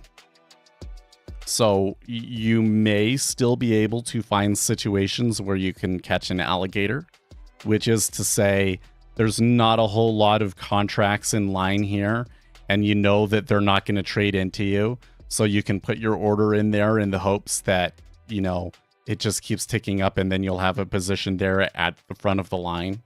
And then if at some point in the future we come back down with some momentum into that place, I can sell at 18 and I'll have a really good chance because I'll only have like 500 people in front of me in line at 17 half to get filled. And so I have an easy fill, right? Unless you're, and which is a super tedious way of trading, by the way. Unless you're doing something like that, it's super hard.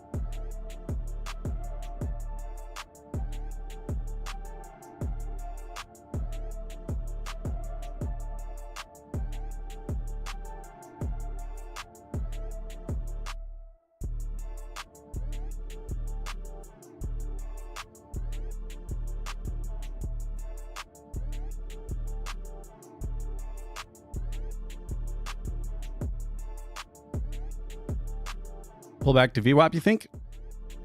Does look like it's coming. Or no, I mean, I kind of said, like, if we're going to get any kind of a reversal here, it kind of looks like this is the opportunity. But that still doesn't give me a very good... I mean, like, if I can't explain why it was moving up, why would I be able to tell that it's going to turn there, you know? Might have just gotten lucky on that call.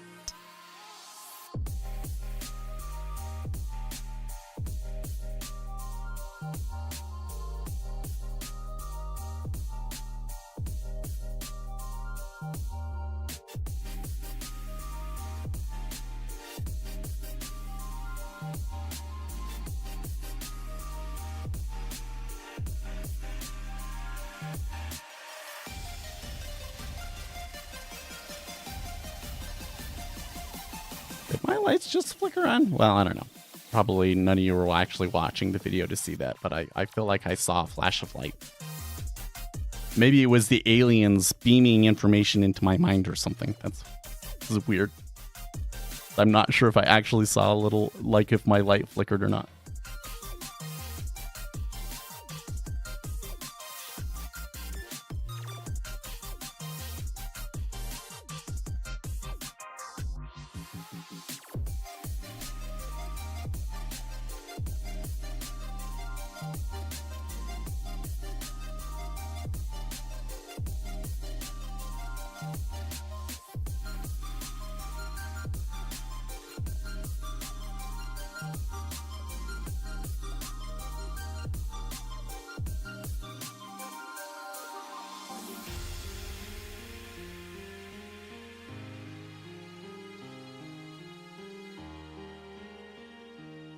So there's gasoline inventories. Ooh, they're buying. That's going to be interesting. Oil could maybe do something crazy here because they've been selling to the tune of about 3,000 contracts all morning, and now it's continuing up.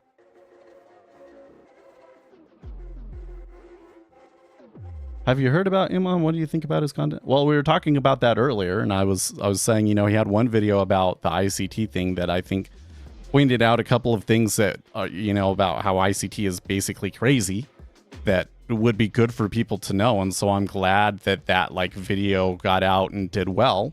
But at the end of the day, Imam basically believes the same things that ICT does, which is he thinks that price action is an effective working strategy. So really, I think that he's part of his issue is he doesn't like ICT because he's a competitor, but he's not using empirical information. So now at this point, when you look at his content, you know, I think that he's starting to focus more and more on bashing other people because he doesn't actually have the empirical evidence to show you guys to actually like give you content that actually helps you. So nothing personal with him. I thought that like the one video was good, but I was kind of disappointed in what I've gotten since. and I don't think that what he has actually has any edge to it. Oh, I missed this thing. I kind of agree. Q position is very important and hard to manage. Yeah. Now, every once in a while, you get into this market where, like, if things blow up and like all of the market makers like disappear, you as a human can come in and take really good trades in that situation. But otherwise, it's just like it's probably not worth trying to play it.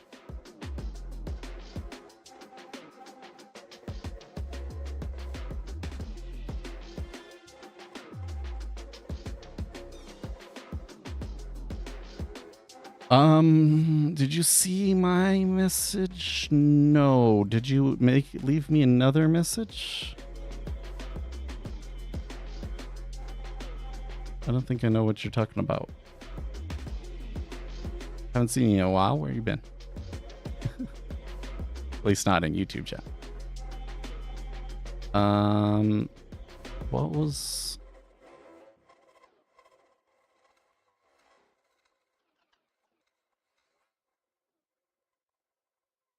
I must not be seeing what you're talking about because the last, if you're the conversation that I think you are, I was the last person to say something in that conversation.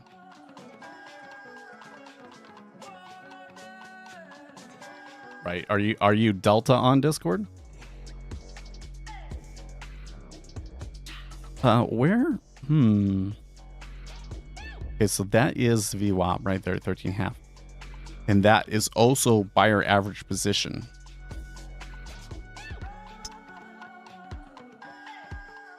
So this is where you kind of get the battle now. We'll see where it goes from here. That would be, I think that would be incredibly, it would be a fitting end to a confusing set of flows if we ended up completely retracing that bull move. But it did break my stop, so.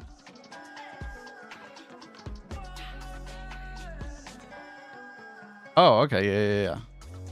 Oh, that, yes. Okay, hold on a second. Did see that.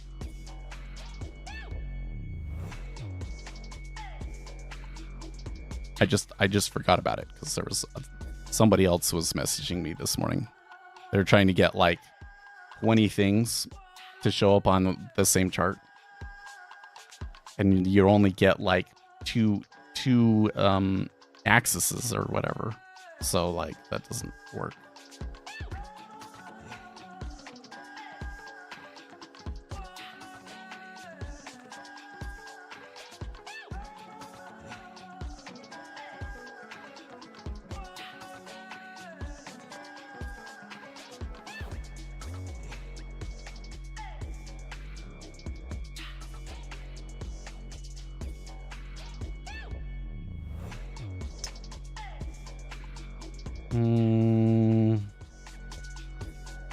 Gotta find your ID again.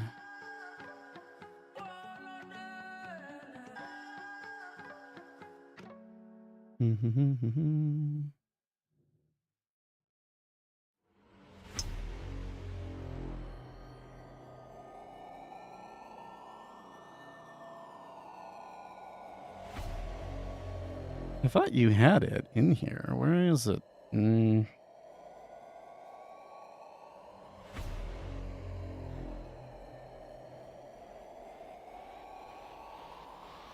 Oh, it's this one right here, right?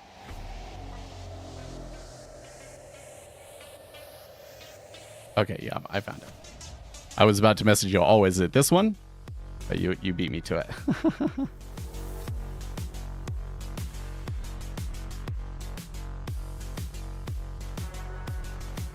Are you still having issues with it, or I'll take you out to the 19th. Yeah, I don't think that there's anything malicious about what Iman does. Or Iman. I don't know how you say what its name is, but still just testing. Okay, cool.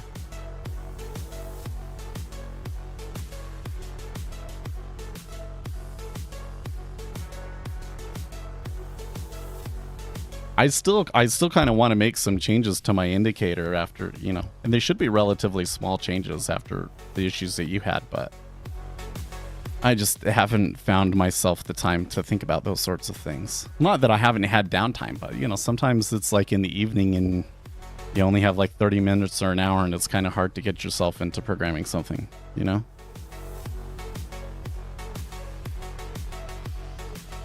Anyways, on Iman, I don't think that what he does is malicious. I think that he's falling for the same fallacies that everybody else is. And so, like, essentially, what he's doing is he's building a huge audience by trashing other people, but he does not actually have, like, an empirically proven system to be telling other people stuff, right? Frankly, the only reason that I have any confidence in telling people stuff is because there's research backing up the things I'm telling you. That's it. And I can give you all this empirical information. Maybe it helps your strategy and maybe it doesn't. It's kind of up to you to take. But at the very least, that the thing I'm telling you is true, right? Obsidian, where you been all morning? How's it going? That reminds me, I've been looking more into the into the starting a fund thing, and the issue still comes at that, like, it's really hard to start a fund unless you have $10 million. And how are you going to get people to invest in that strategy? Because you can't actually trade the strategy if you don't have $10 million, right? If it doesn't work without $10 million, then there's no way for you to build the track record to convince people to invest in it. So where do you get the money from? This conundrum.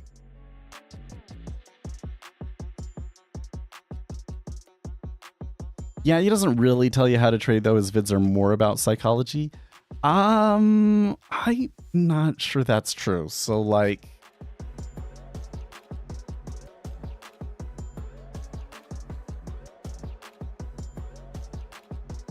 I'm sure he's probably getting big. 134,000 subscribers is a ton. So I'm just telling you right now, you could live on that. Absolutely. Okay, so like here, he's got this thing, categorical trading guide. So he says, here's all of the different markets that I have. And then here are the specific kind of like setups that, yeah. And then he seems to think that the key is just using discretion. But like that's, okay, so if the key to your strategy is discretion, that's kind of like good and also a red flag. Because from one hand, like discretion is the only way that you're going to really find like any kind of a technical edge in the market. Because like, you know, if it's a real technical edge and it's like systematic, then it's probably already been removed from the market. But being able to look at a bunch of different things and say like, this is what matters in this situation, and being able to trade, like that's a good thing, right? But it's also a red flag, because if somebody's having success and that it's mostly discretionary, how are you able to separate that their strategy is actually good versus they're getting lucky or they're taking on excessive risk, right? And given that he talks about price action patterns, this probably means that it's luck. That he's taking on excessive risk, is what I meant to say. Given that he still talks about price action, it's probably that he's taking on excessive risk. So he just doesn't have enough information to know how it actually works out, right? I've been super locked in on crude oil and delta hedging my volume positions this morning, so I joined in late, but I still had to swing by. Oh. So wait, have you been selling crude? Because this move up in oil that's been accompanied by selling the whole way is really bizarre to me. Really bizarre to me. And I'm like, they're hedging it the whole way. I don't know why. And then it went higher. But actually not that much is bought on it going higher. I would have thought it going higher might have like ruffled some feathers and kind of shoved some people out of positions. But so far it doesn't look like that's the case. So the last one that I saw was this one from 2 weeks ago. I hadn't seen this one, but have you noticed how his whole channel has turned into I exposed the guy so bad, right? Like, he's found that he can create controversy by going directly up against other people, and he's using that to build up his YouTube channel, and he has now built it up to a point where you can get a respectable living. So, like, if I go to Social Blade, man...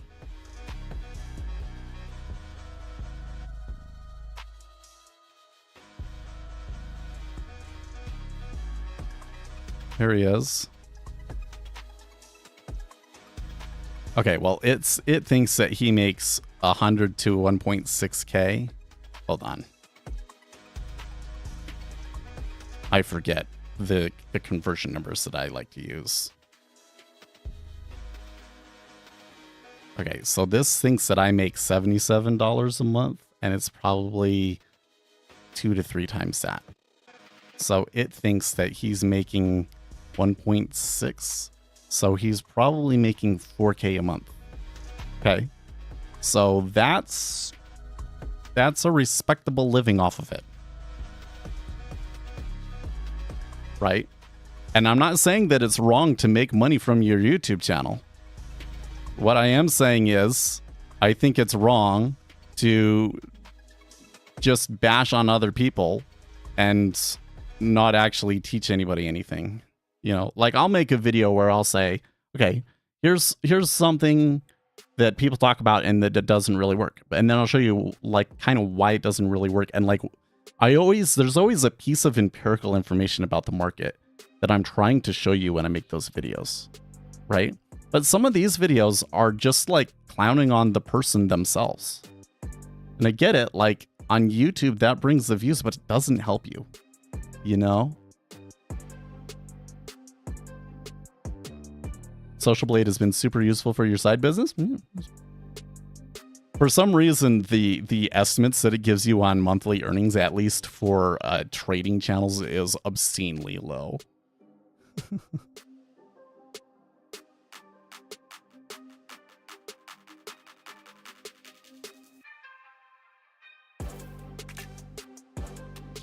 Like, just... Part of the reason that I show this is because I want there to be more content that is actually, like, you know, based on real information. Okay, so what kind of stuff do I have? Okay, here is an empirical study. So my last video was SMC stopped working. So I don't care necessarily about the person and all of the drama around the person. I mean, I think that can be a pretty good guide to maybe you shouldn't trust this guy. Okay, but what really matters to us is, what does the market actually do? So we go and we find a way of programming up his strategy and seeing how it goes, and what do we find? Doesn't work. But we also learn something really interesting about it, because the strategy starts doing really well right about the time that channel took off and became insanely popular. So it is probably the case that the strategy was doing well because of the popularity of the strategy. But once it turned into a big, like they had over 300,000 subscribers or something like that, then it started failing every time. So strategy being a little popular helps it, but it being too popular just absolutely kills it. Okay. That's something super important and helpful to know about the market, because now what do you know? If I saw it on Reddit, because if I saw it on the front page of Reddit, it's probably useless. That's what that means. But if you see a strategy, a setup, an entry signal on the front page of Reddit, it's probably useless, right? That's what it tells you. Okay, equipment. Hey, well, you got to have a battle station. People love that. That's kind of my equivalent. Okay, I should probably do more videos like that. That would probably build my channel up. Is if I made more videos about equipment, because everybody is interested in the equipment side of things, right? Okay, volume profile. So here again, I am dismantling another theory, and frankly, some pretty popular and well-respected people. Again, I don't use any names. I just say, what does the market actually do? So we backtest it, and guess what? Volume profile, like looking at the previous day's point of control, not a very effective strategy. But why might people believe in volume profile? Well, what are the things that we've proven empirically about the market that are relevant to that might explain why we think we see something? And in that case, I think that we have a pretty good case that the people that were doing market profile were picking up on an empirically proven property of markets. They didn't understand it completely, and once we understand it completely, it gives us a better market, or a better model to work off of, right? Okay, why you suck at day trading. So this is where I go through the 5 different elements of a strategy that are things that we know that we know and are proven to help your trading strategy. Okay, that is looking at correlated instruments, order flow, the news, like informed trading, things that will predict the orders that are going to come in, right? Volatility and risk management. And that's what we talk about, and I explain why all of those things factor in. Okay, tips and tricks. This is just about the software. I should probably make more videos just about the software too. Here's one where I made a video about a year ago, right when inflation peaked. So here I was telling you something about the market that was incredibly important to the market before it happened, because we can see that sort of thing. Useful? Maybe not. I think that was a pretty good call. I should go back and watch that video. Price action. Okay, so here's another one. We're backtesting price action, showing you why it doesn't work. Empirical information, right? I don't care about other people. Stop talking about other people. I mean, I guess on stream we talk about other people. I guess I'm as prone to it as other people, but I would hate I would just absolutely hate to have my entire YouTube channel's audience being built from bashing other people. How to trade the Federal Reserve. So this one is not so much empirical information per se. This is information that you can verify and is correct. And it just walks you through kind of the whole market cycle between Federal Reserve meetings and how that all works, so that you know what to look at, so that you can interpret that and trade the treasuries. So if you're going to trade treasuries in particular, you have got to watch this video. And look, it only has 545 views, but it's some of the most useful information on my channel. Some of the most useful information on my channel. Only 545 views. I don't know why that thumbnail and everything didn't work, but okay, micro yields, that was when the yields came right back out. Gear. Block Okay, here's 5. another one of empirical information about how market gamma affects the market. Here's one going into the specifics about certain tricks you can do in your backtesting to fool you into thinking that the strategy is profitable. Man, I tell you what, I just think so highly of my own content. I don't think that anything else on YouTube comes even close to providing you what I'm trying to provide. And it drives me crazy that I'm the only one. Like that I'm the only one, and I mean, it's not like I do terrible, but I kind of feel like that there should be more than 13.7k subscribers. But whatever, better for you. The less people there are, the better for you. So we don't have to be popular. All right, so I got about 5 minutes left. Video idea: I cover futures brokers and what that you should look for when selecting the brokerage. Okay, yeah, you know what? You have no idea how many times I have gone through and thought about making a video like that. And the reason why I don't do that is because the information changes too frequently. Like you could go in and you make a spreadsheet and you say, okay, here are all of the data offerings that this broker offers, and here are their commissions on their different instruments, and you have like this spreadsheet for all of this stuff. So you could go into the spreadsheet, say, what is it that matters the most to me, and then select the most optimal broker for it, right? But if I put down like a commissions, it'll change like the next month in some cases. And which offerings they have is constantly changing. Like it's just the information would be outdated as soon as they put it on there. So that's why I didn't put it on there. And then on top of that, like, who you choose as your broker doesn't matter that much. I would recommend, like, pick the platform that you want first, and then pick your brokers based off of that, right?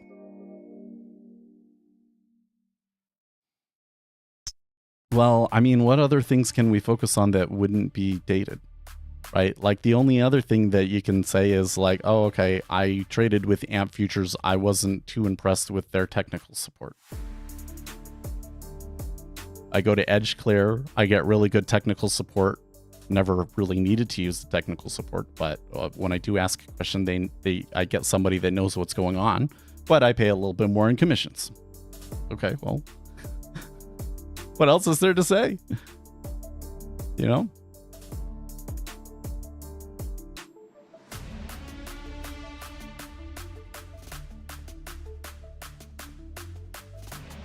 The other thing is from what my experience at least, is that most people, by the time they find my channel, they already have a broker. And I'm sure that now that Webull offers futures, that we're going to have a flood of beginners that, you know, and they're going to want to know, like, how can I duplicate this stuff in Webull, right? So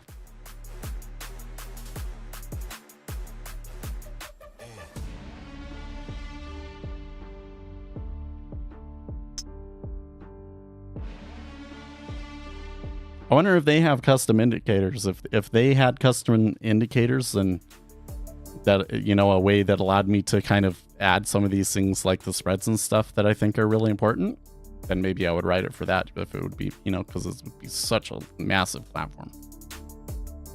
I think it would dwarf it, you know, the number of people coming in from NinjaTrader.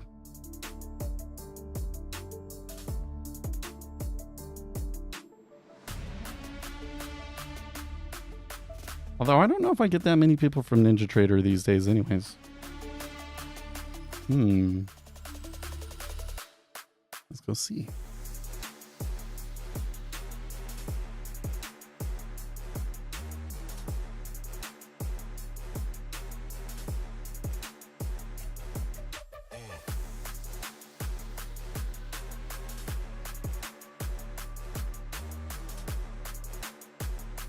Want to see where the searches.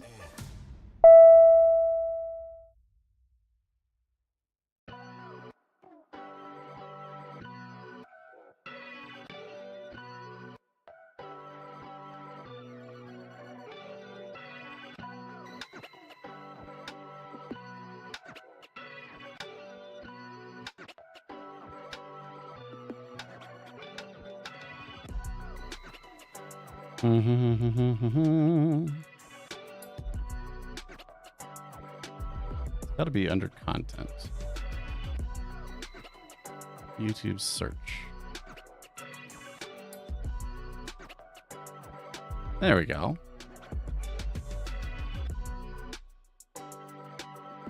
Dom Trading and NinjaTrader over the last 28 days. Okay, I guess I'm wrong. I do still get a lot through NinjaTrader. Maybe I should make more videos about NinjaTrader. By the way, there is a new version of NinjaTrader coming that's got some interesting new features in it. I don't remember what they are, but they were interesting. Oh, let me go look. I can tell you. So I'm pretty sure I can just tell you.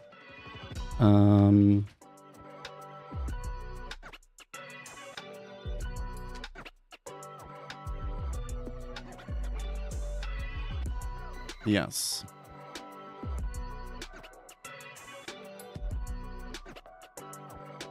March 4th, 2023. No, that's not it.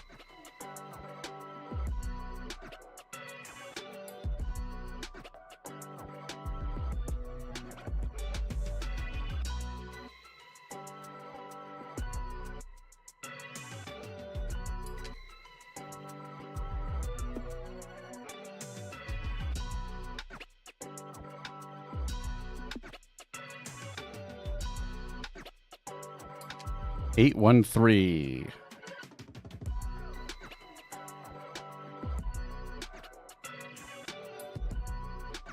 Inside track.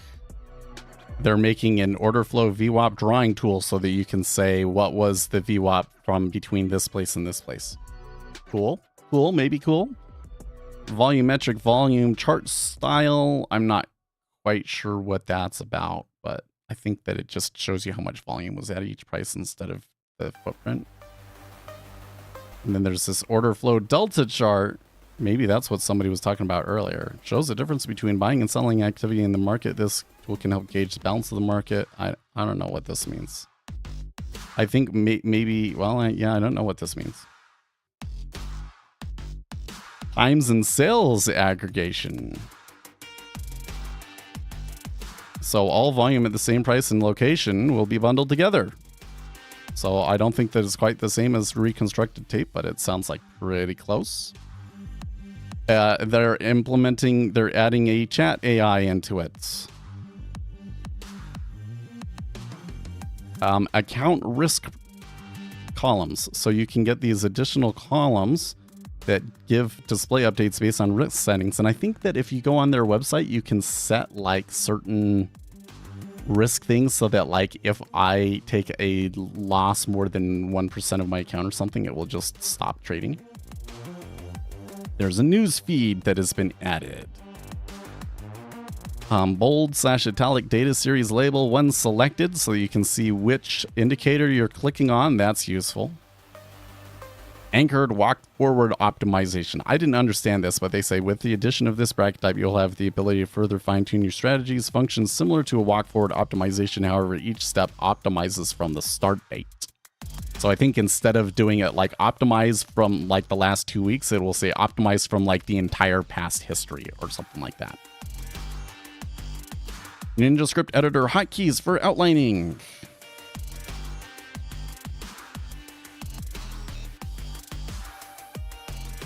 And then the rest are like small minor changes. So yeah, some interesting changes in the next version of NinjaTrader. But I don't know if I can use it. I don't think I can. Because I think that if I switch over to their newer version, then it wants me to it wants me to use them as the broker. It won't give me the data type that I need. There's an add-on called Super. Yeah, I'm familiar with it. There's an open source one too. I don't think it's quite as good as the Jigsaw dump, but it's better than the NinjaTrader one. In some respects, at least.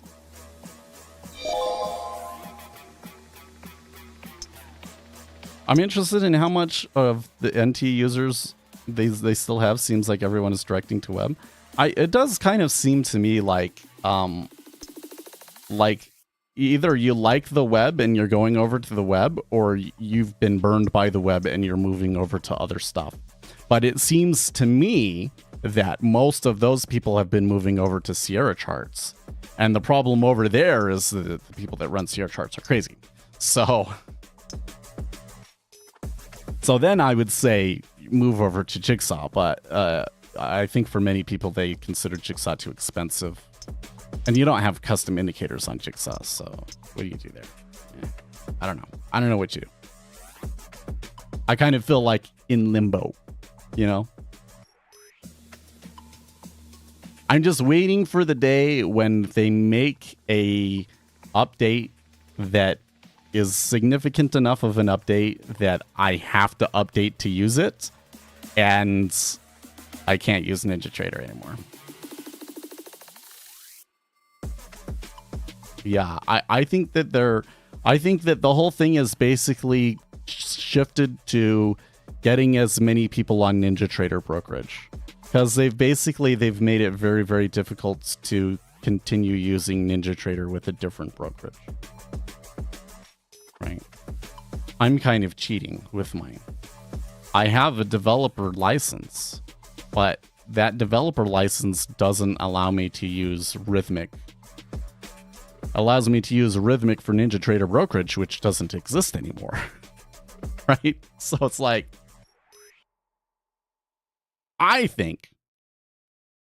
don't understand why they wouldn't do this for me, but when I talked about last time I asked them about it, I couldn't get them to do anything for me. I think that they should just give me access to the older version that gives me all of those different data providers. I don't get it. Maybe I should mail them about it again. Well, I'll wait until I can't use it anymore, and then we'll see what they do.